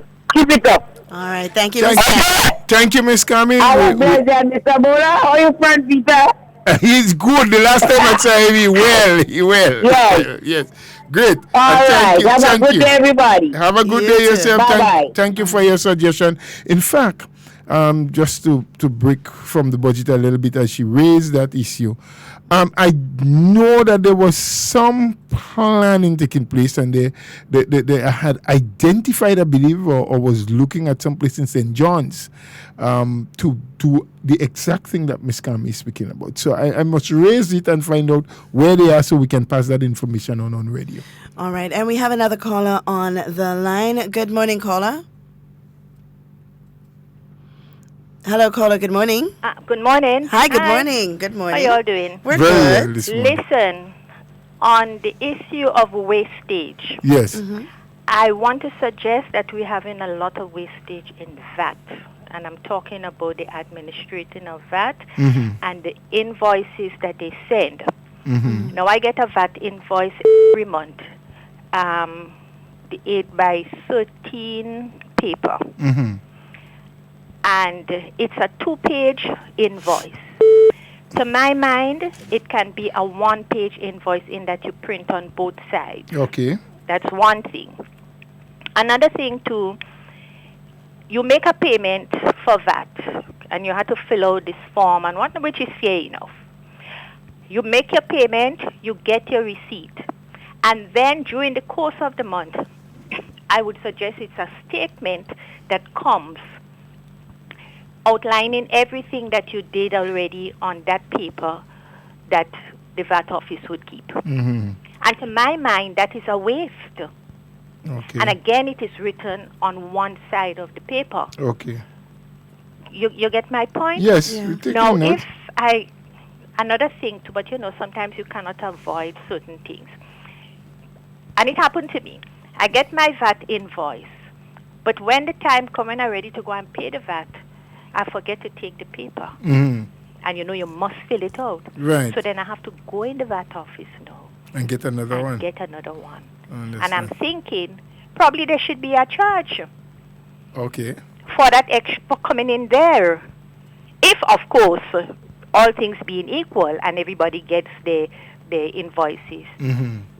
That way, if you understand what I'm saying. Yes. Yeah. But I think there's a lot of ways. To my mind, there is no need to have that statement coming back. Okay. At least not on a monthly basis. Okay. Perhaps quarterly or even semi-annual, as a matter of fact. Half-yearly. Yes. You get a statement of what happened the last 6 months and so. Yes. So, so that, because you have to, the VAT office keeps the part that has all the records. But there's still no need, because you have your receipt. Once you have your receipt, the records that the VAT office keep is really just let me don't minimize it. It's just the details. Yes. Details that you would have filled out. And as I say, it should be printed on both sides. And it can be programmed, because I know the VAT office keeps the top part of the front piece. So this second page that is printed on the top of the second page, that could be programmed so it would print a little lower down at the back of the front page. Okay. So when the VAT office takes out their piece, that other piece remains on the back of the front page. Okay. I don't know if you're getting my point. Right, we're listening, and I think we're that taking is a notes. very serious part of wastage. Yes, we're taking notes. Because I think you ending up paying, using a lot more stationery, more paper and ink and time and energy. It's not just the paper, because you would have more paper, more ink, a longer time to print, so the machine stays on and longer. And then you have to use the staple machine to staple the both pages together.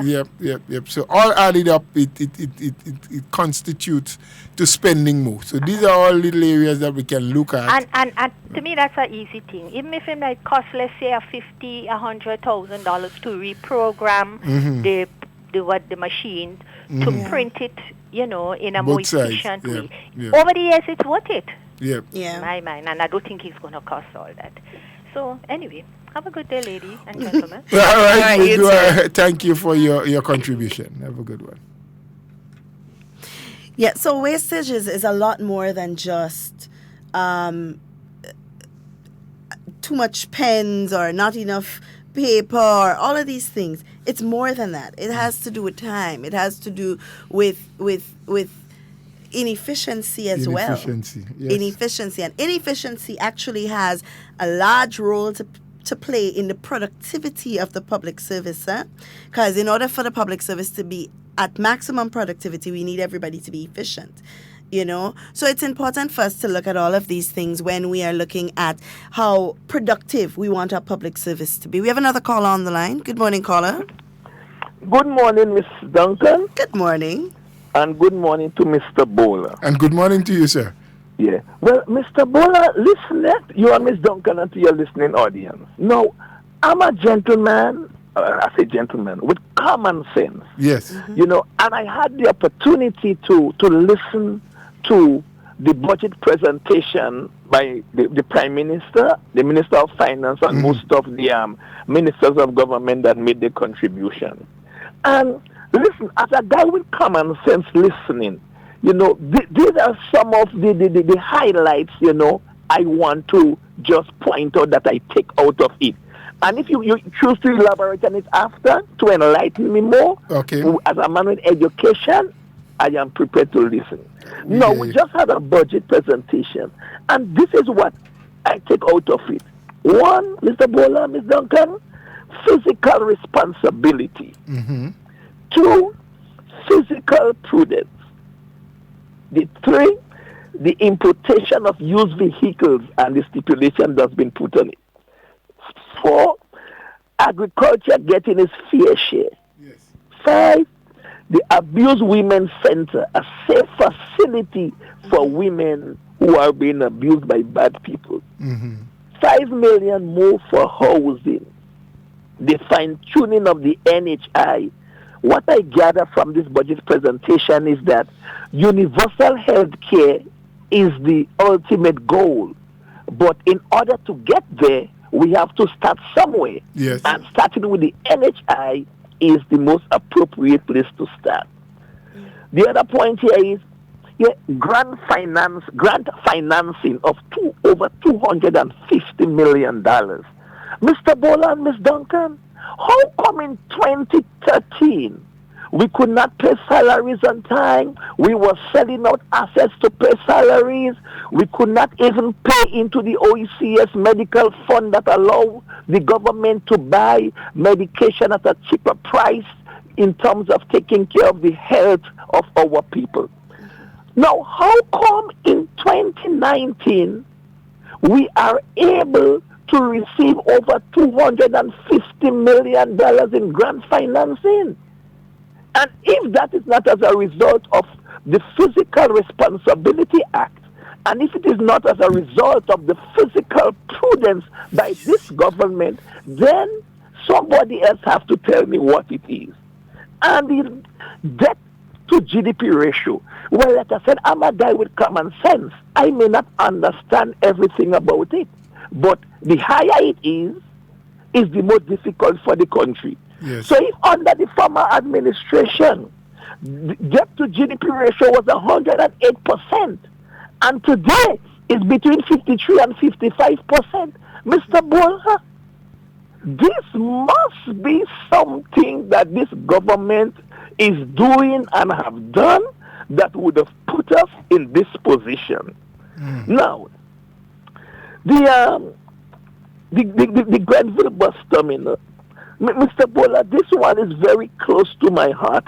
Yes. And we need to be enlightened on where we are going, because commerce are being stifled. The people are being deprived of a service that's much needed. And the creativity of the future occupants are being stifled.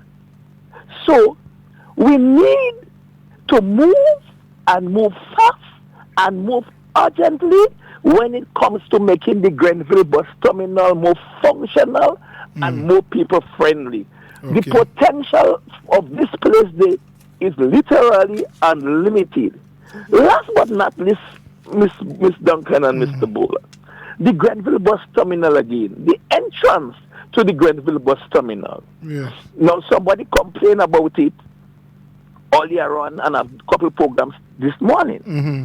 There is a number of vehicles there that is marked for sale, that is taking up this public space where people who normally travel from Grenville to St. George's is looking for a place to park their vehicle so they can get on the bus, creating more economic activity. They are being deprived because these vehicles are parked there, they're marked for sale. And the question I'm asking, ladies and gentlemen, these are public space. Who are responsible for looking after these things? Who are responsible to say, well, listen, these things cannot be parked there, for that extended period of time. Yes, we will give you a few days, but eventually you will have to find proper space for this kind of business. Yeah. And last but not least, I have complained about this boat that was blocking the canal where the water exits in front of the bus terminal again, and I've been very critical. But upon speaking to some of the sanitation workers, they tell me, well, yes, it's not the right thing to do, but it is a blessing in disguise, because a lot of the debris that would have come back into the canal from the sea, that is no longer happening. So the boat is blocking it? I trust you all will have a pleasant day. Well, we want to wish you a pleasant day as well, and you did make a lot of sense with a lot of what you said. The comparison between the 2008 period and this present period about the payment of salaries, and so it all has to do with fiscal discipline, and that's why the government continue to emphasize that we cannot break the rules. We cannot go against what the fiscal responsibility legislation speaks to. That is what causes some of the countries that are now providing us with aid to understand that Grenadians are living within their means so we can help them to get better. There are a few more things I can say, but I think we have another caller on the line, so we'll take that and then I'll get back to some more. Good morning, caller. Good morning. Good morning. Yes, I'm calling about the eye clinic in the hospital. This morning I went there, and there was pack of sardine in tin. Well, I think them sardine in the tin must be more space than up inside it. I asking the government if they can get some way to make something, suitable for people. And when you go there in morning time, you have old people who have to go up the step. And even though you go up the step and you sit down out in the open day, when the rain comes in, then people can run to go upstairs to shelter the rain. So asking, please, if they cannot do something for that eye clinic, they please. What would you like to see when you say do something? I'd like to see they either locate them somewhere else, or you can extend it, because how I see it, you cannot extend it. Mm-hmm. So we need to inquire, because the second phase of the hospital that they are presently working on, I wonder if there isn't a space created there for the eye clinic. We need to inquire, and when we have some information, we'll let you know. But we'll take note of what you've just said, and we'll speak to the relevant people in authority, because I can't give you an answer to that. And the next thing again is people was down for surgery for so long, and you go there this morning and tell you that they don't have blade for a long time, they have blade to do the surgery. So I don't know really going on, because I have surgery to my police guard, and they tell me you don't have no blade to do the surgery. Who told you that? Who is they? The nurse. The nurse told you so? Well, it's the nurse will have to tell me that. Okay. What about the doctor who you have been seeing? The doctor didn't say anything, but the nurse is. Well, maybe you should verify with I don't the know what doctor. they could do or what they cannot do. So they have to try to do something. Is poor people that go in there. All right. So, all right, we take note. Thank you for your concern. All right. Well, we'll definitely take note of that, Mr. Bola, and look into it, because and even recently with the Americans that were here and did a lot of the eye surgeries and so on, I'm not sure if we'll look into it, because it's definitely something to look into. Well, based on her concern, she is more concerned about the area in which it is being held, is up the steps, as she's saying, and there's normally a lot of people. Yeah. So it's very crowded. So we never know. I know the second phase would have a lot more spaces and maybe might be catering for a bigger space or in a better location for the eye clinic. So we can reach out to the hospital administrators and find out. Yes. That's what we can do, and of course give some kind of response on the program. Yes. So as the previous caller was saying, of absolute importance, and that point we didn't get to yet, the debt to GDP ratio. Yes. And what does that mean to the ordinary man? What does that say? Now 55% thereabout. Yes? 5.8, I think. Yeah. What it simply means is that your GDP is taking into account all the goods and services that your country can produce in any 1 year. Right. What does that value? Right? All that you can produce, your GDP. And when you had compared that many years ago to the debt that Grenada owes, it meant that we can produce all the goods and services that we are capable of producing in any 1 year, and it will still be insufficient to offset our debt. Because the percentage was what, 108%? 108% we were higher to GDP ratio. Now, in a matter of 6 or 7 years, this present administration has been able to bring that down. And of course, the government did say that the standard set by within the region is, I think, 60%. Right? But this NNP administration said that come 2020, I think, we wanted it to be about under 60%. We're aiming to bring debt to GDP ratio to just about 50% or under 50%. So it tells you that the government is working, they are producing, the economy is growing, but at the same time, we're putting a handle on our debt. So it's now 55.7% to GDP. So all that we are producing, we can pay off our debt and still have some excesses. And the result of this, right, means that we've had a reduction in our debt repayment, well, right? that is another positive. And that's $101 million. Annually. You know, and we have another caller on the line. Good morning, caller. Good morning. Good morning. Yeah, good morning to you and Mr. Bola. Good morning, Chair. Yeah, I've been listening to the program, and I like the way you all are conducting the program. And most of all, the way that you all are looking at the budget and dissecting the budget. And even critics of the government. And as I say sometimes, I have no problem in people criticizing the government, you know, but I always say to myself that if you are criticizing something, that you should be able to come with something better. Yes. And you should criticize responsibly. You should be objective in terms of your criticism and all of that. But even some critics, as I say, of the government have accepted that the budget is a good budget. So I just want to make that point. But I've been listening to the different areas that you have been talking about, you have been speaking about.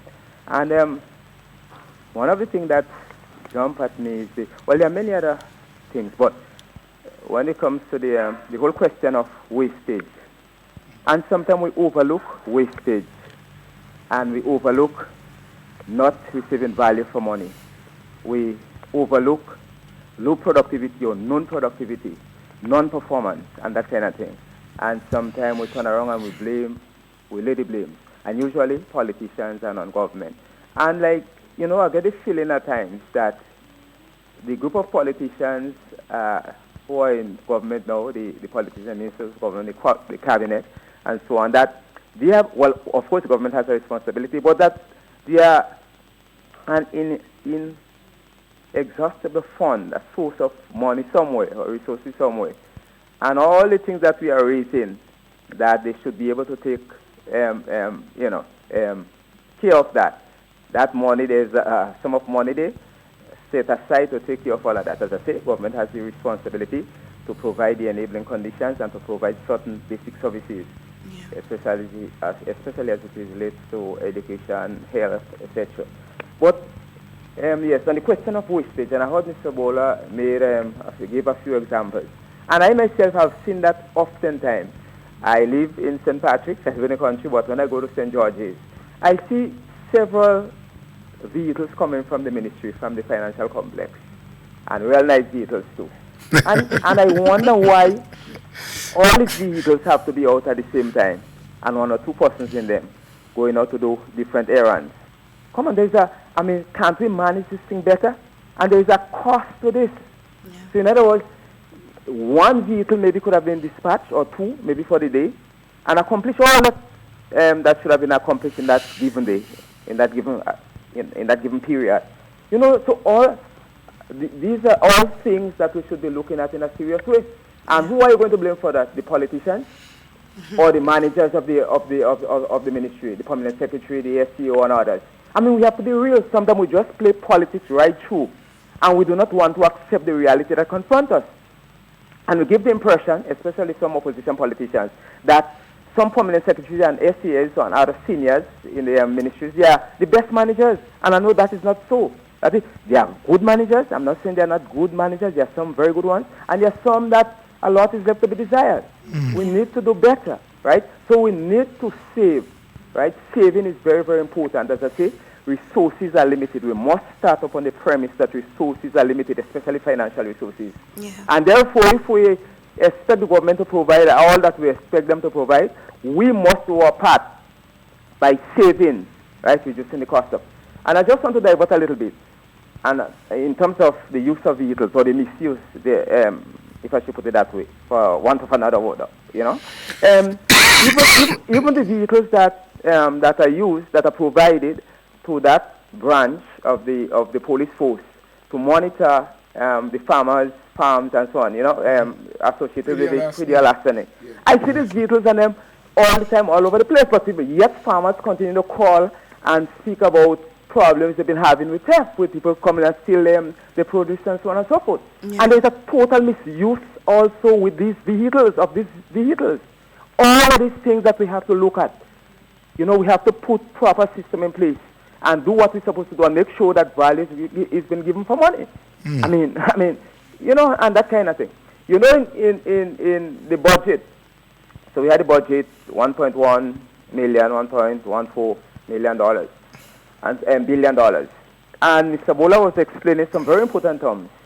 Current revenue, yes. Current expenditure, and capital. Current revenue surplus, yes, and what those things mean to us, right? Because, for example, when he did a quick calculation, I think it was just about 1.4 something. Yes. $million or something that we have now to work with to do all other things. So therefore, based on the capital side of the budget, as you said, for those things to be realized, therefore we have to either get grants or loans or or something to support that to make that a reality. But Mr. Bosun would have made mention of something during his presentation. Yes. And that really stirred up something in my mind, because I often look at it that way as well. When it comes to implementation, for example, we have heard during the budget presentation by the Prime Minister and Minister of Finance of the low implementation rate that took place over the last budget cycle. And including in situations where you had grant money and the process could not have been realized. All of these things that we have to look at. But so engineers and architects and planners and others have been hired. But if they have to go through or come through the same bureaucratic system to the ministries, I'm afraid I'm asking the question whether or not it's going to make much of a difference. So then we'll be incurring a cost, and whether or not we are going to get the desired output what we're looking for, right? And so on. So there's a lot of things that we have to look at, right? We have to look at. Every time the government speaks of public sector reform, some of us throw our hands in the air, we're up in arms against the government. But things cannot continue to be as they are. If things remain the same, we are just spinning top in mud.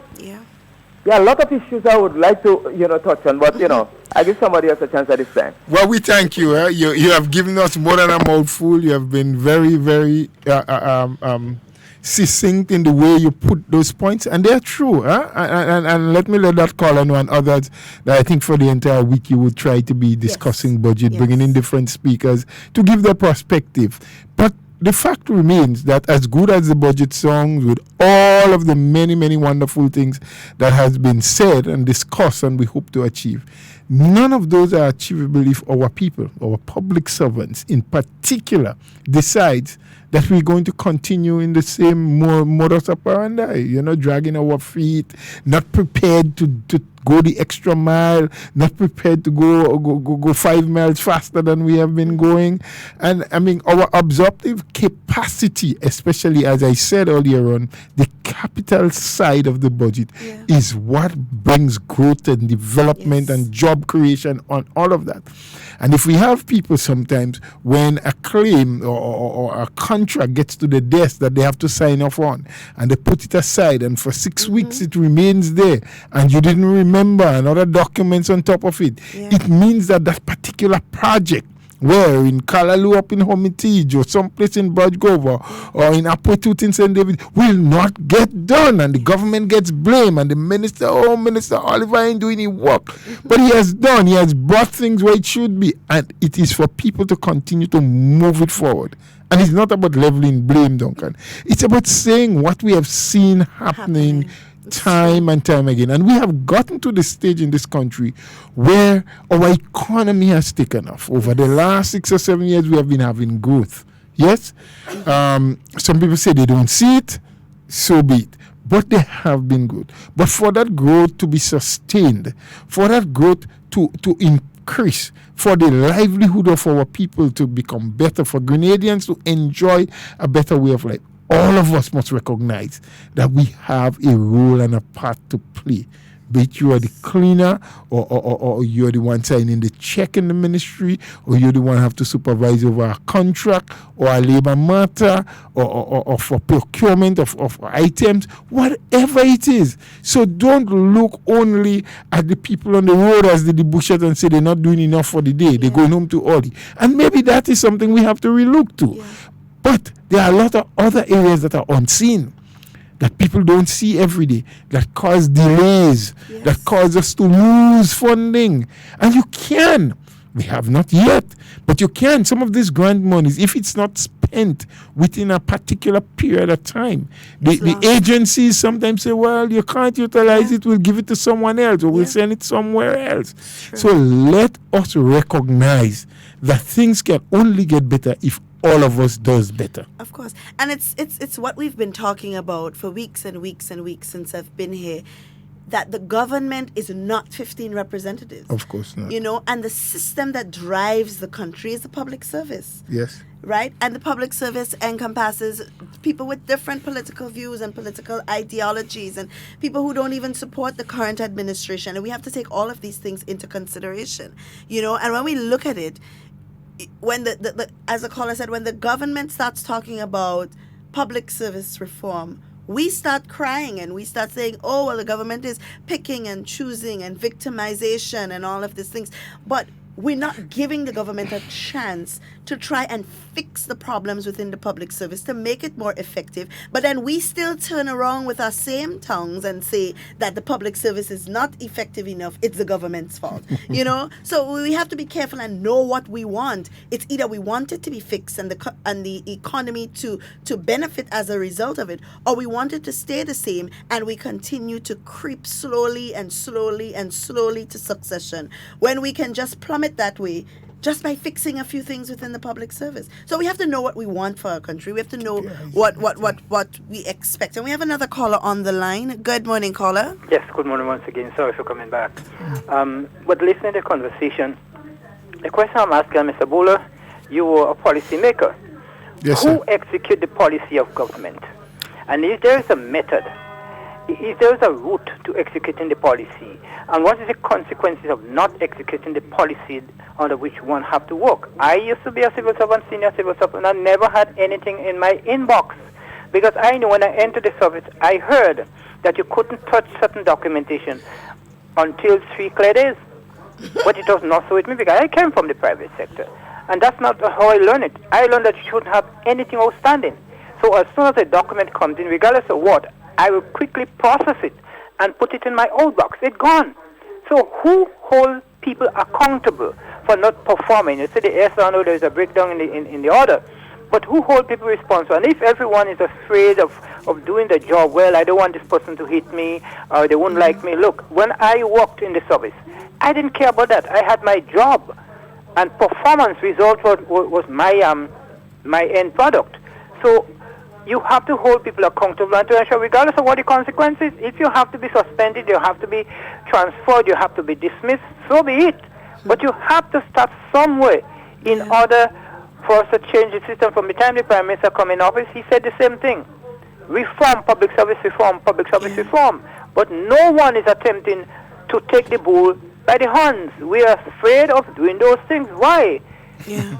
If we fail to hold people accountable for the office, those things will happen. And who pays? We, the taxpayers, pay. You're so correct, but we didn't want to cut you on that very, very important matter that you're talking about. I'll attempt to give two quick answers, but we're running out of time quickly. We're coming down to the end of the program, so you would have to call again another day, and we'll continue that kind of a topic. Maybe not me, someone else will be in sit with and in studio with Ms. Duncan. But you're so correct. Who must be held accountable? Who is responsible for ensuring?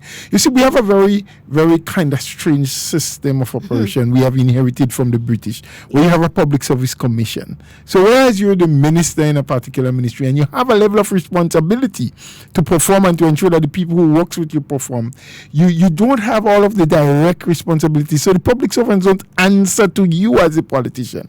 There's a system of the public, the PS, who is the permanent secretary, and they don't always answer directly to the permanent secretary. I think we had done a breakdown some time ago. You have senior administrative officer, you have heads of department. So in any one ministry, you can have several different departments, and there are people who head the various departments. So the departmental head is responsible for that department, who then reports to a senior administrative officer who is responsible for a certain section, who then reports to the permanent secretary, and the permanent secretary brings information to the minister, who takes it to cabinet, where the policies are being made. Yes, at the cabinet level. So the ministers are the policy makers, where they do that at cabinet.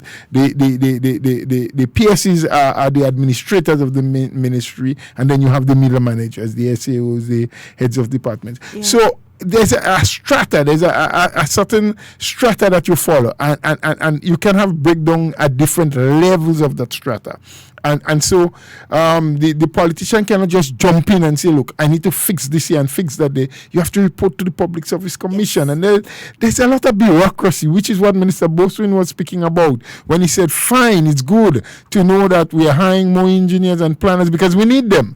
Because you have a lot of projects that couldn't get moving because of insufficient engineers and people with the know-how and the technical skills to get the work done. Yes, you're getting them now. You have money, you can hire more, and the government is actively doing that. But even when you get them, how about that other part? You know, where the process still breaks down because of the bureaucracy that you have to follow, that you need to send a memo here, and that person didn't get the memo, so they didn't act, and you know, all of those things. So there's so much that has to be fixed. That is why public service reform and sometimes, as far as we go, as constitutional reform, because the Public Service Commission is a constitutional requirement. So the government cannot just arbitrarily just change it, and that is why in some instances, to get things moving, government had to move into contract.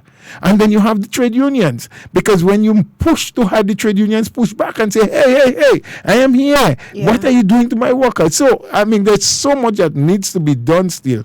But I trust God and trust the people of Grenada that they will open up to see that there's a need for reform, there's a need for changes, there's a need for us, as I said, probably even constitutional, to change some things so we can have it more efficient, more effective, and working better for the benefit of all Grenadians. I thank you very much. I know we're out of time. So. We are.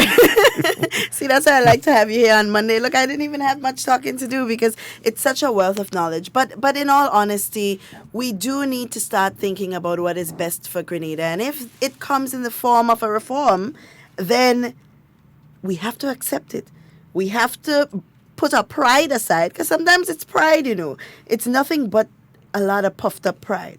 Sometimes we have to put that aside and think about what is best for our country. Guys, we are out of time. Like we said earlier, we will be continuing this conversation in the upcoming week, because there's so many aspects of the budget that needs to be covered. Apart from the ministerial aspects, we have the constituency aspect. What's coming to your constituency? What do you have to look forward to as a member of that constituency? So we definitely have a lot of talking to do, So just tune in every day. Tell your friends, tell your neighbor. We're breaking down the budget, So it's always a pleasure being here with you, Mr. Bowler. Thank you again for. I hope I could steal you another day in this week. I hope not. I hope he's always saying that, but don't worry, I'll get my way. It's okay. I hope I can steal you for another day in the week to come and just share with us, because you have a lot of the institutional knowledge because you've been there, But guys, it's a pleasure in whatever you say and whatever you do. Be safe, be secure. I want to be talking with you and not about you. Enjoy the rest of your day. Stay up to date with all that's NNP. Send us a message via text or WhatsApp on 405-8683 with your name, email, and constituency. Stay in the know with NNP. Get updated.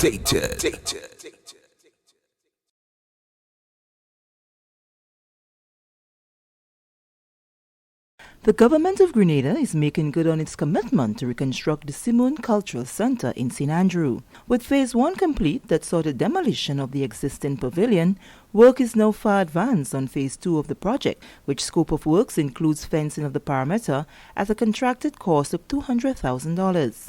Our State of Affairs team accompanied Honourable Kate Lewis, Member of Parliament for the constituency of St. Andrew North East, on a tour of the project. The reconstruction of the facility, she says, is important not only for her constituents, but the entire country, as major cultural events were held at the venue prior to its destruction by the passage of Hurricane Ivan on September 7, 2004. Minister Lewis outlined the scope of works already undertaken and highlighted the fact that already a number of young men from the area have gained employment from Phase 1 and 2 of the project. And what we are seeing here is actually the second phase of the Simone Cultural Centre project. Last year we did the first phase, which was the demolition of the old structure. So in the second phase, the fencing of the grounds for the cultural center. It is important that we fence before we start the construction because we need to protect the materials and everything else that will be there. So what you are seeing happening now is the preparation for the actual fencing. So you'll see some of the holes been dug and the poles been planted or so. But this is the second phase. So far, the contract has already been signed and the work is taking place. The contractor is on scene with some of the workers here. We expect to have, throughout the whole project, over 20-30 persons involved on a rotation basis employed in the fencing phase of this project. The estimated cost of this project is almost $200,000. We had budgeted over $300,000, but based on the work that has to be done, it's over $200,000. Due to the number of years that the site has been left unattended, community members have used it for their personal interest. One such interest is that of a mechanic. While this is so, Minister Lewis says dialogue has already been had with the individual, who has since given the commitment to remove the derelict vehicles from the site well in advance of Phase 3 of the project. Yes, because the area seemed to be abandoned for quite some time, we have a mechanic set up here where he usually would do his mechanic work.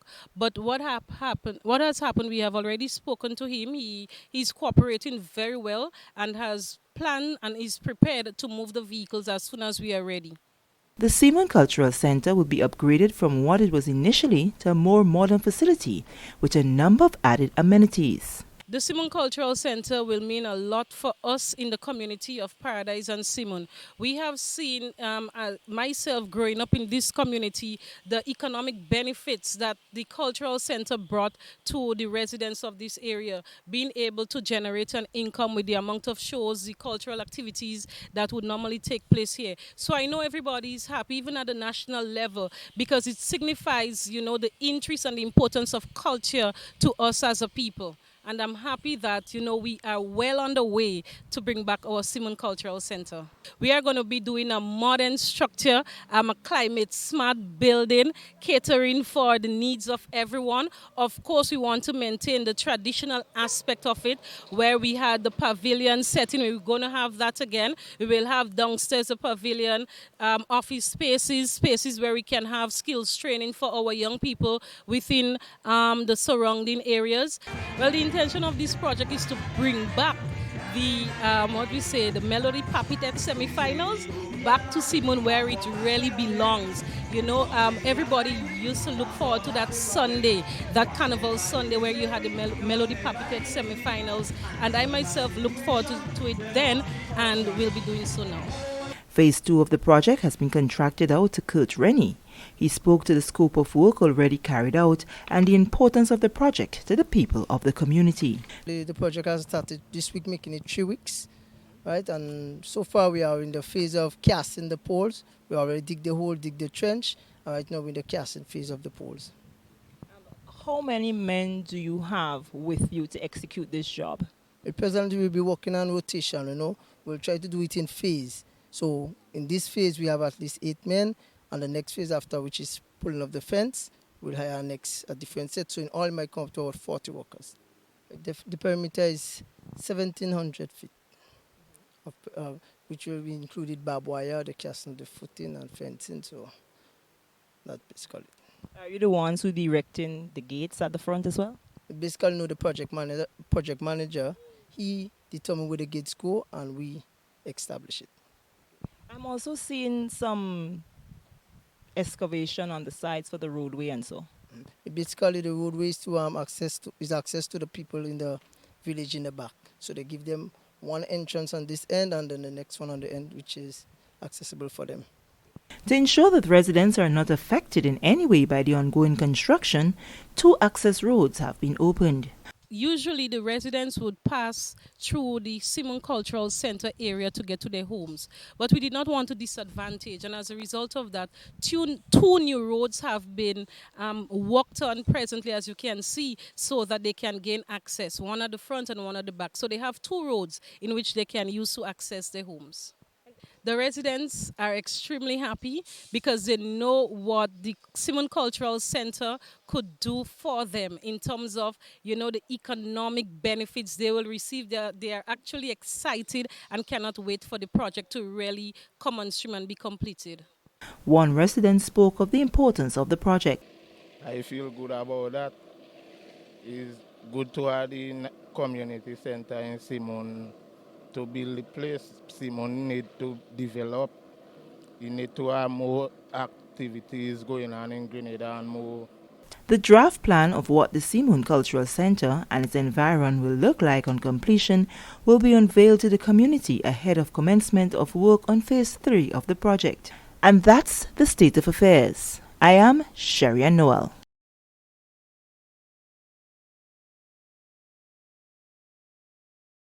Significant progress 3.5 months after the sod was turned, signaling the commencement of work on the Government of Grenada and the OPEC Fund for International Development St. Patrick Road Upgrade Project. The St. Patrick Project is part of 24 other projects that were approved by Cabinet in April 2019. The construction of culverts, drains, retaining walls and concrete reinforced sidewalks has been awarded to Caribbean Consolidated Contractors Limited (CCC). On Monday, CCC Site Superintendent Joseph Maitland updated GIS on the progress of work at Belmont, Callaloo, The Wharf and Gru Bailey Hill. Our first stop was at the site in Belmont, where a massive 100-meter-long retaining wall is under construction. This is the beginning of the Sotters Hermitage Rehabilitation Project. All right? We are tackling all the major aspect of the work, which will include like all the major structure of retaining wall, box culvert, and all the major cuts in terms of expansion of road widening. All right, here we are now in Belmont. Well, this is one of our major retaining structure in Belmont. It's almost 100 meters long. All right, we started this on the 16th of last month. Right now we are 45% in completion. Okay, we have a numerous around 65 people working on the project, which includes like foremen, masons, carpenters, but basically all of them are Grenadians. Mostly the whole project is spearheaded by the engineer and the project manager, who is expatriate. But the majority aspect of everybody working here are totally Grenadians. On completion of the construction of the retaining wall, the following scope of works will have to be carried out. All right, the next step, as you see, it's the retaining wall basically responsible for the expansion of road widening. We are doing road widening here. What you realize, you see the height of the wall. So after this wall is completed, we have to backfill this wall in layers by layers. Make sure it's within the requirement of the specs, because we have to do it layer by layer compaction and bring it up to the elevation which is given for the road level. There is a specific elevation for the road level which is responsible. So when we finish construct this wall, we will backfill it right up and to the elevation of the road, and then we take it from there. How much foot stemming and the stem at the bottom is how thick? How? It's 40, all right? And it's reached up to, I think, 30 to the top. All right, basically the stem is wider, but as the walls goes down, he has a structure where he comes back up to the top at 30 centimeters. Civil technician at WI Consults, Christian DeBellet, was on site and says thus far all the construction work are being done to specification. On the project, we are responsible for design and supervision. So essentially, we did these essential designs, everything, and now we're supervising to ensure that it's done to that standard. In terms of the design, and so is it that you all had to do was testing part of your all work? And tell us about your design and specification as to what has to happen here in order for it to be passed. Well, testing was done initially, and there's continuous testing throughout. For example, the concrete is tested, the sub-base, sub-grade, everything is tested to meet requirements. If not, you fail and have to do it over. One of the hindrances to the smooth execution of the project, Mr. Matlin says, is the electricity pole that is yet to be relocated by Grenlec. You see, but everything had to coordinate it, because you know there is public utilities who are supposed to be working along with us, like Grenlec, Nawasa. So far, Nawasa is 100% in cooperation with us. Whenever you have a problem, we just inform them and they are here. But Grenlec has came. They had already identified all the poles that's supposed to remove. You notice there is one at the location at Belmont, which is right in the excavation part of the job. And as far as you go, you will notice that there are several poles that is within that. In order to commence the work to the pace we want to go, all these poles have to be relocated. Our next stop was at an area in Hermitage referred to as the Callaloo, where excavation work on a retaining wall and the box culvert is presently being carried out by Fare Construction Company. We are commencing our second major retaining wall. All right, it's a distance of 65 meters long. All right, what you are seeing here right now is that to commence the work, to finish it at the required time, what we did is that we have a few local subcontractors. And in this aspect of this job here, Fare Construction is doing this retaining wall. All right, the base is 3.8 meters wide. That's the base of the wall. But then the same format is just like the one down at Belmont. The stem will be 40 and it rises up to, but the height of this one is 5 meters. All right, what you are seeing here right now is that we are preparing the excavation. The company, we are doing the excavation, preparing, and then they do the blinding. When they blind, that is for the formation to place in the steel. You must have to stabilize the ground first, compact it, stabilize it, blast the rock, whatever is required, make sure it's stabilized. The inspector from WI will come and inspect to see it is the required, what we are looking for, and then we start the formwork. So what you are doing basically right now is excavating and preparing for the base formation. So this is where you will find that the river been doing some tremendous hazard around this area. The existing before this area normally overflow all the time. All around, the water overflow the banks and it flood the area. What we are doing here now, we are reconstructing a new massive box culvert. All right, we is in the initial stage. We did the blinding, and right now we are doing the formation of the steelwork. All right, this is also being sub to Fari construction. All right. The length of it is 8.2 of the box culvert. The width is 8.6. It varies to a height about 2.7 height. So that would able to adequate the flow of the water. At least it would facilitate water, all the overflow of the water. So what you see we are doing here now is that we did a diversion, which we are standing here right now, so we could accommodate the construction in terms of the box culvert. All right, when we complete the box culvert, then we will prepare the whole area back to the normal way how it was.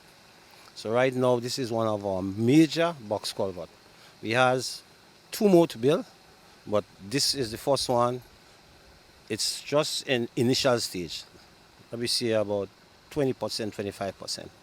The team then moved to another area in Hermitage called the Wharf, where road expansion works is ongoing on 2 retaining walls that has been subcontracted to Bullins Construction Company, one 25.5 meters long and 3 meters high, and the other 26.5 meters. Foreman on the project is Randy Wilkinson. We have about 12 guys working with us, and the project is going quite fine. Everybody hold the corner, everybody do what they gotta do, under good supervision. Any challenges experienced in terms? Based on the water experience, we have a little challenge. You will fix it. Apart from, the inclement weather that we've been experiencing and the water and so on, do you think that you're well on your way in terms of meeting your target? Yes, we do. We work night and day to get things done. So we are on our target. I think we are on our target. Thank you. What we are doing here is that we are doing some road expansion. They had some slide movement existing before with a guardrail where it was very hazard for the traffic. So we are doing some road expansion. We shifting the alignment of the road to the right-hand side. In the process of doing that, commencing that work, as I told you before, we are tackling all the major construction part in terms of all the massive work we're supposed to do. So this is another retaining wall, and this wall is sub out to Mr. Bullen, another subcontractor who is doing this work. Right now, at the stage of this work, it is about 25%. Excavation has done, blinding has poured, and we're getting ready for the steel formation. So far, this is the aspect of this work here.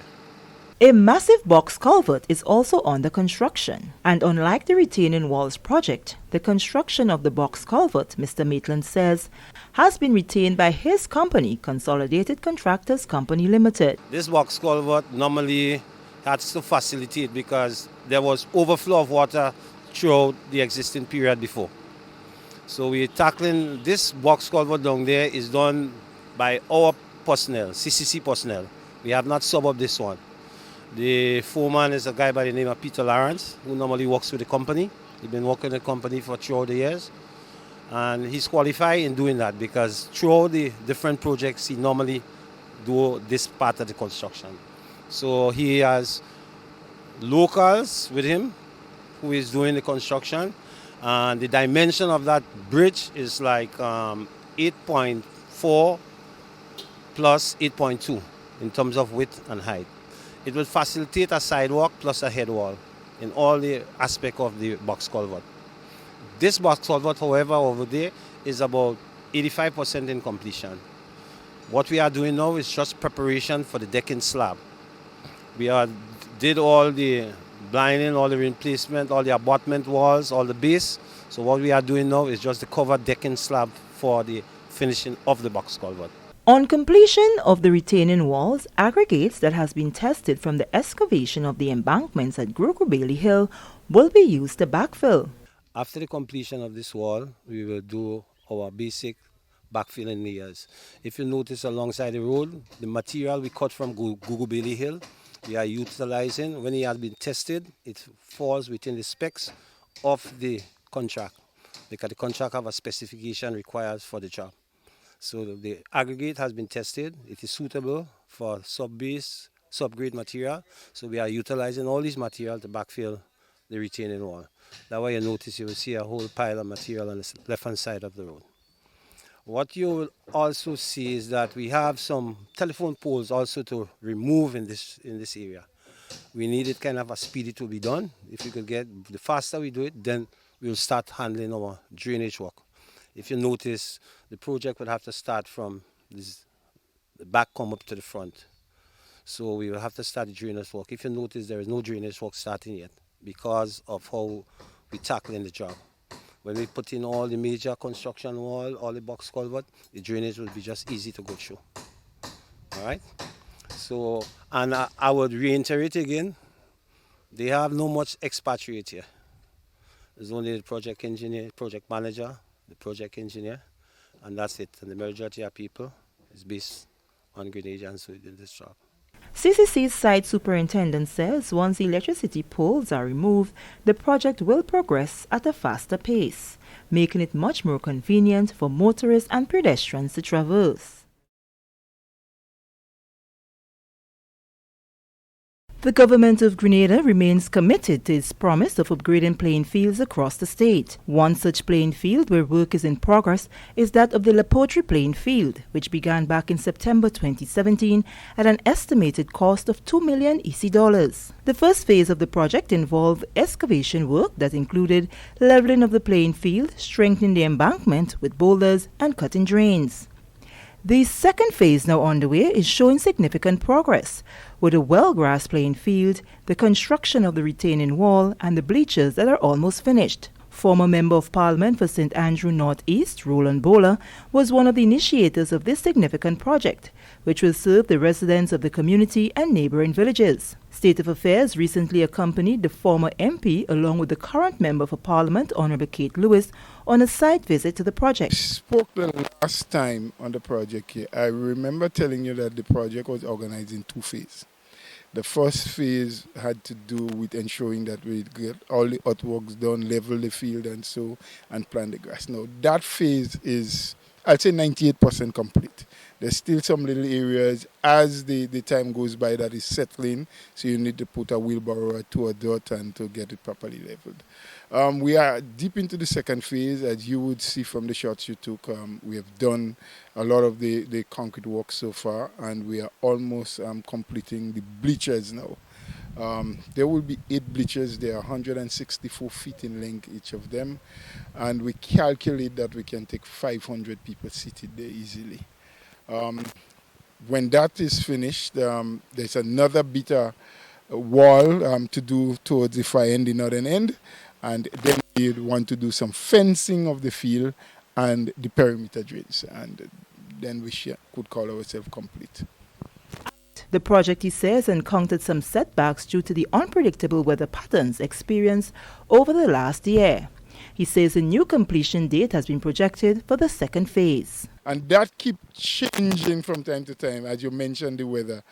So, for example, a month and a half ago, we had a lot of heavy downpour rain, and several working days was lost as a result, because there's still, while they're doing concrete, there's still a level of earthwork that has to take place in terms of trenching and doing steel work in the drains. And when it rains a lot, then the workmen cannot perform. So that has been creating a bit of a problem for us. We're looking seriously at probably the first quarter in 2020. The upgrade of the La Poterie playing field, he says, has generated employment on a rotation basis for a number of young men within the community and neighbouring villages. Well, all who are on the job are local. The contractor is local. The workers are all local from the village or neighbouring village. There's one gentleman there from Tivoli and so.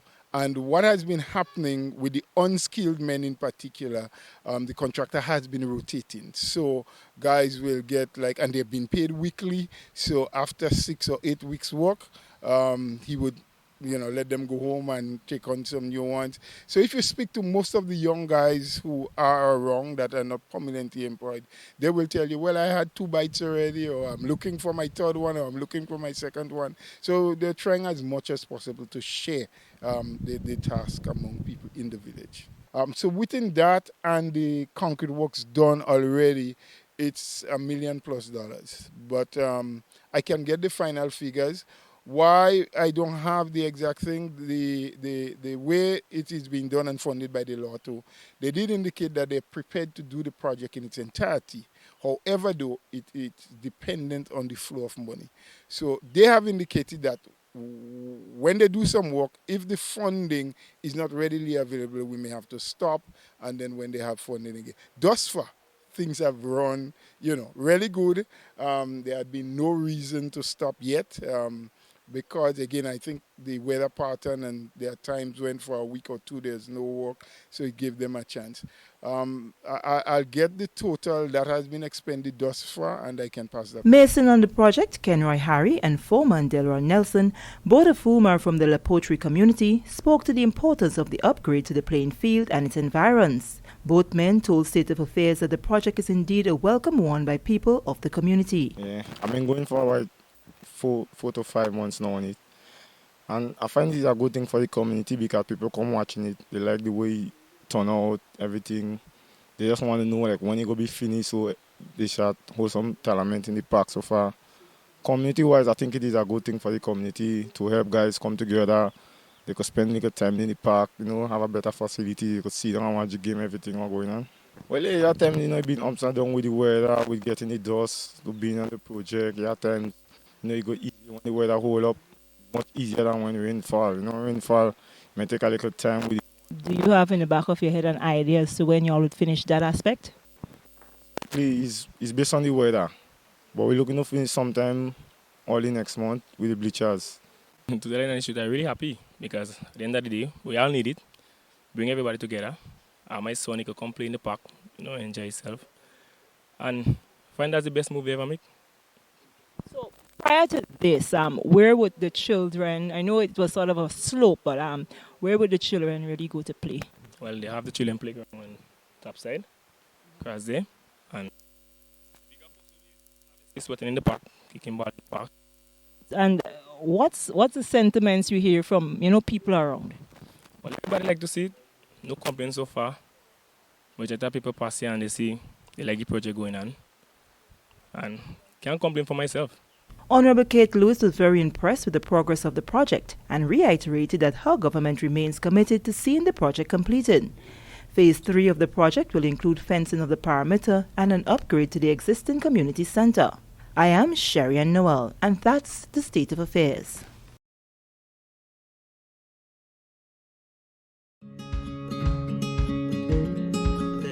This is very, very important for the people of Moncton. There are many children and many young mothers who would have gotten jobs or gotten training opportunities, but because they have young children and nowhere to put them, then that's a problem. So the fact that we have this new child development center, they now will be able to put their children in a safe home and go out to find a job or to find some of the training opportunities that is available that can help them to get a job in the future.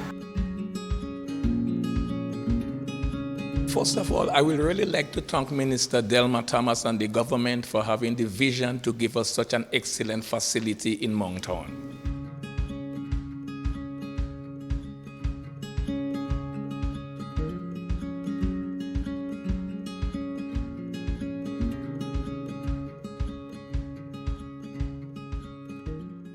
Well, this facility is extremely important to Moncton and the surrounding communities because Moncton is one of the most populated villages with children in the entire Northwest constituency.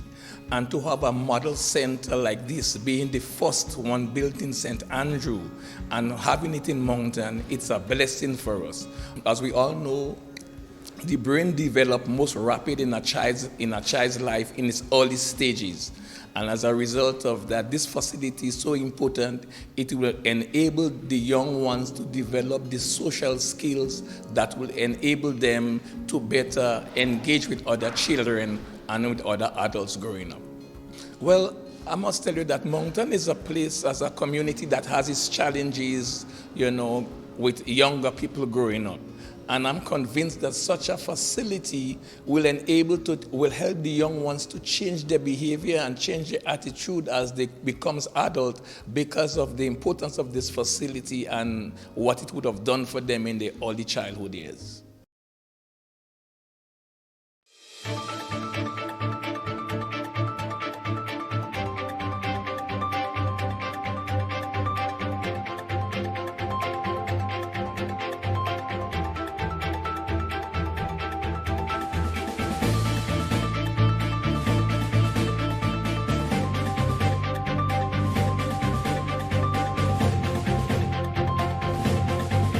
Despite a planned increase in water rates, Grenada is still expected to be among the lowest when compared with its Caribbean neighbors.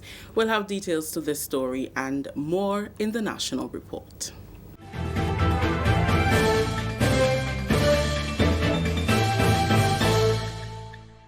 Welcome back with the details to the news for Friday, November 22nd. I am Rakisha St. Louis. Low domestic users of the National Water and Sewage Authority will soon pay a rate increase of $2.81 as the company seeks to raise revenue for various projects across the island. That announcement in Parliament on Friday by Leader of Government Business, Honorable Gregory Bowen. He says this has become necessary as the company invests in projects which also provide significant employment for Grenadians. And for these to be sustained, there must be an increase in the company's revenue. The proposal was drawn up following discussions with consultants who were invited to Grenada for discussion on the matter, as NWASA embarks on significant development. For the low domestic users who paid before $16.47, they'll now be asked to pay $19.28, an increase of $2.81, Mr. Speaker. And for the others, Mr. Speaker, the increase will be $5 for those in the 30 bracket, $30 per month. Now you increase by 5, and those in the 60 bracket, you increase by 10. I'm talking about domestic users. If you talk about commercial users, those who pay $11,000 will now be paying $13,000, thereabout, Mr. Speaker. Minister Bowen made a comparison with the rates of other countries, which sought to show that Grenada's is still one of the lowest despite the increase. Let us look at NWASA, Mr. Speaker, and let us look at the rates compared to the other countries in the region. Per 1,000 gallons, for 1,000 gallons, Antigua and Barbuda, they will have to pay $21. In the Bahamas, they pay $97. In Barbados, they pay $15. In the BVI, they pay $50. In the Cayman Islands, they pay $45. In Dominica, they pay $21 for the 1,000 gallons. In Grenada, they pay $8.10. St. Vincent, you must give, they pay $6.50. But why? St. Vincent has a different structure. St. Vincent water is tied with the environment.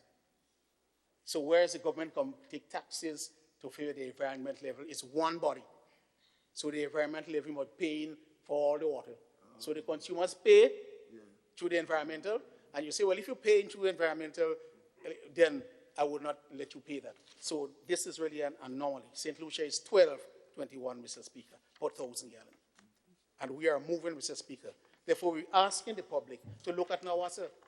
And by average, the electricity bill is between 5 to 8 times the water bill in the small home. We're not talking about the big homes. In the same people who paid the $16, the electricity bill multiplied that by 5. $80 minimum, Mr. Speaker.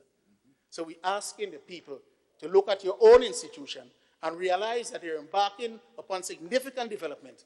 And remember too, we tell them no, when we go for the rate increase, they're in fact doing the roads when they have to cut it up, they're repaving it. But no, we say you must work with us and to repave it not more than 2 or 3 days after, Mr. Speaker. So we're working with them on that, and they have agreed to do so, Mr. Speaker. Finance Minister Dr. The Right Honorable Keith Mitchell boasts of significant reduction in debt repayment from 2013 to 2019. During his contribution to the 2020 budget on Friday, Dr. Mitchell said the reduction of the debt repayment by $101 million is significant for government. In 2013, the public debt as a ratio of GDP was 108%.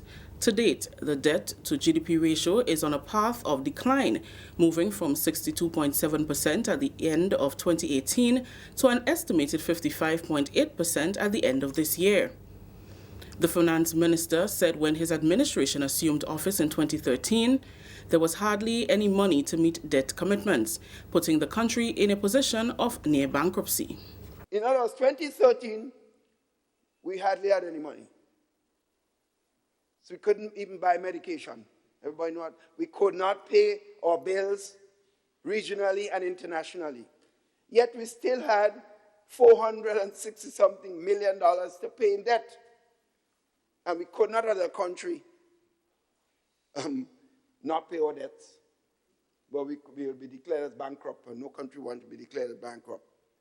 Today, while we're doing far better, we are now having to pay $101 million less. So that money is going towards education, healthcare, Carriacou Company, Martinique Affairs, agriculture. So many areas of services are benefiting from this enormous.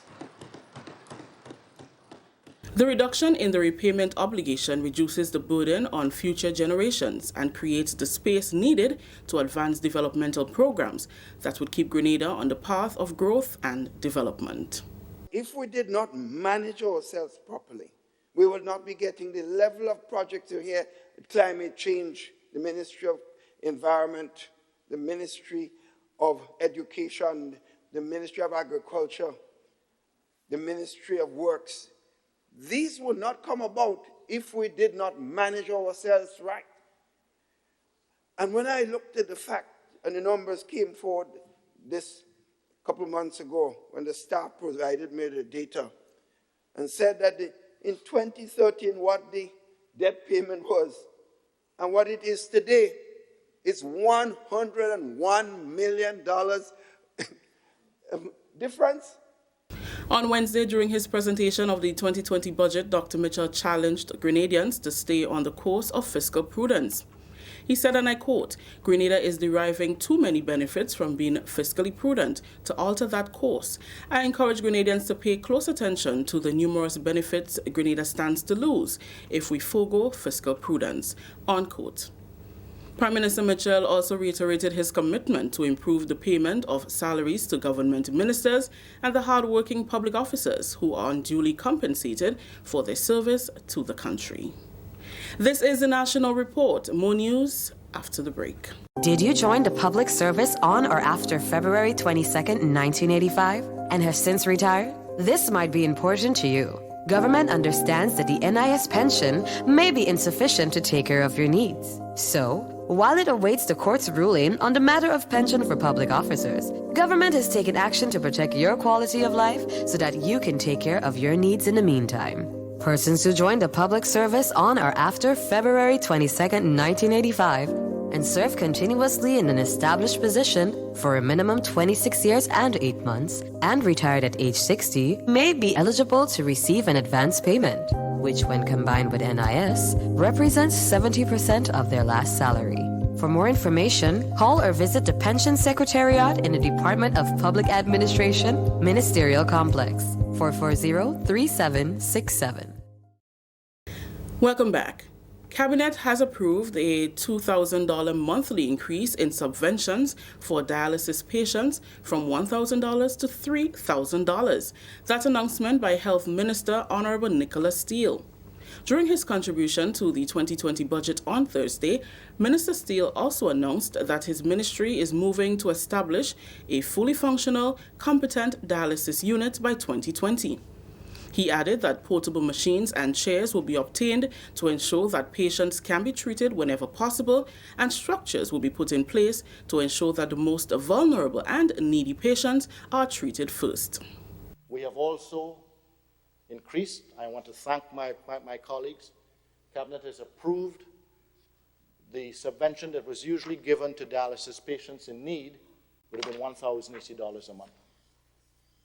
Cabinet didn't just they tripled it to $3,080 a month. But we will be using that specifically to make sure that the most needy are addressed first. Health Minister Steele said Grenada is striving to be on par with international health standards. He said a fully functional unit must have at least 3 chairs. Grenada is aiming to obtain 7 chairs, which will be distributed to hospitals in Carriacou, Princess Alice, and the General Hospital. The procurement of 5 additional dialysis chairs, permanent fixtures. Those, once procured or delivered, will be put at the General Hospital in the dialysis wing, and the 2 portable that would be operating immediately One would be moved to Princess Alice, and one would be moved to Carriacou, Princess Royal.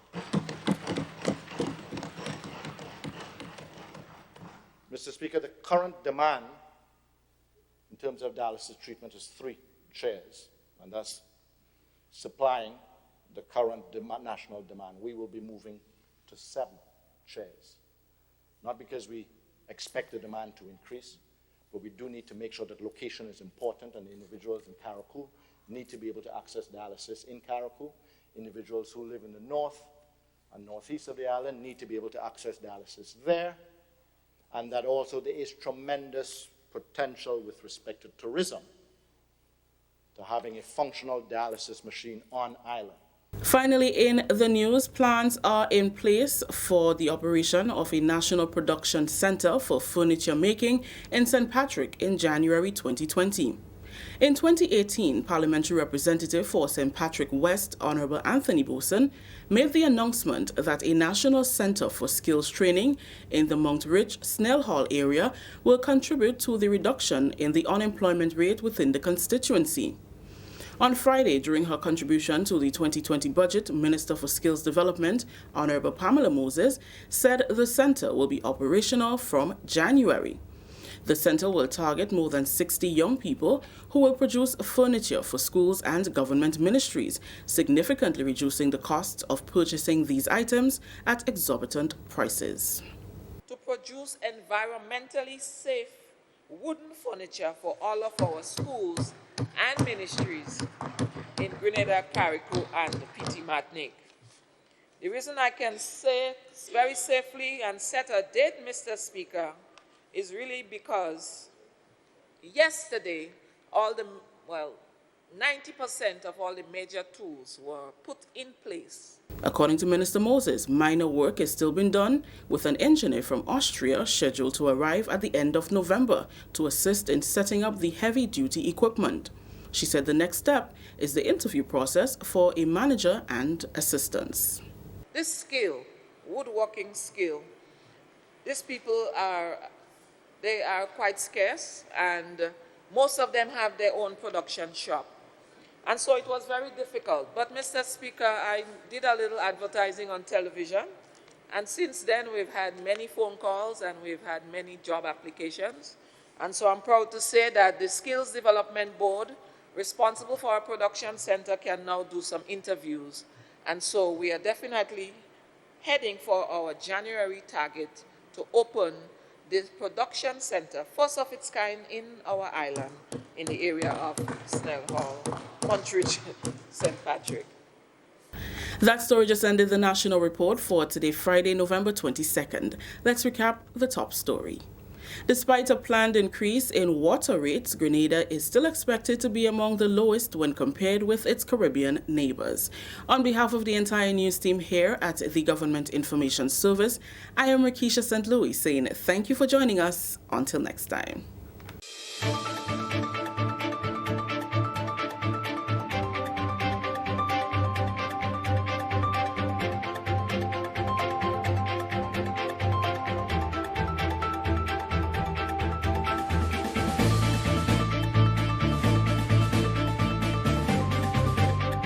Stay up to date with all that's happening with the new national party, NNP. Send us a message via text or WhatsApp on 405-8683 with your name, email, and constituency. Stay in the know with NNP. Get updated.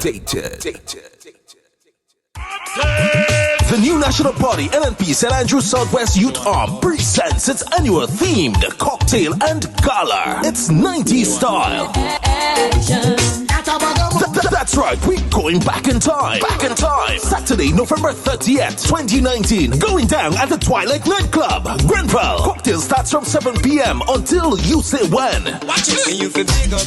Tickets cost only $15. Finger foods included. With music by Grenada's top DJs. Alongside live performances. Lots of top prizes for the best dressed male, best dressed female, best dressed couple, and many more. The NNP St. Andrews Southwest Youth Arm 90 Star. Now this is the big one, as Culture Train String Band Group presents the Param Train 2.0 from Friday, November 1st to Saturday, December 21st. And we kick things off on the Sister Isle. Friday, November 1st, the Brunswick Cemetery. November 9th, Bristol Shop in Leicester. November 15th, Modest Shop in Mount Royal. November 16th, Waynes Bar, Hillsborough. November 22nd, Brongo Shop, Harvey Vale. November 23rd, Goosey Shop, Winwood. November 27th, Sky Shop in Brunswick. November 29th, we head to Union Island to Hugh Malzack Square, Clifton. November 30th, we inside P.T. Martinic at Jigs Cross. December 4th, Pro Shop, Belvedere. On December 6th, we head to the mainland Grenada at Travelers Bar, Grand Mall. And on December 8th, Gold's Bar under the Bamboo, Ped Motor. December 11th, Marvin Shop in 6 Roads. And on Saturday, December 21st, it's the grand finale round the island. And all events start from 7 p.m. Parent Train 2.0, brought to you by Grenada Tourism Authority, Government of Grenada, Grenada Distillers Limited, Digicel, WeiVybz FM, Sister Isle Radio, Amazing Colors, Ariza Credit Union, and Booms Construction. The Parent Train, and they'll be coming in by you. Stay up to date with all that's happening with the new National Party, NNP. Send us a message via text or WhatsApp on 405-8683 with your name, email, and constituency. Stay in the know with NNP. Get updated.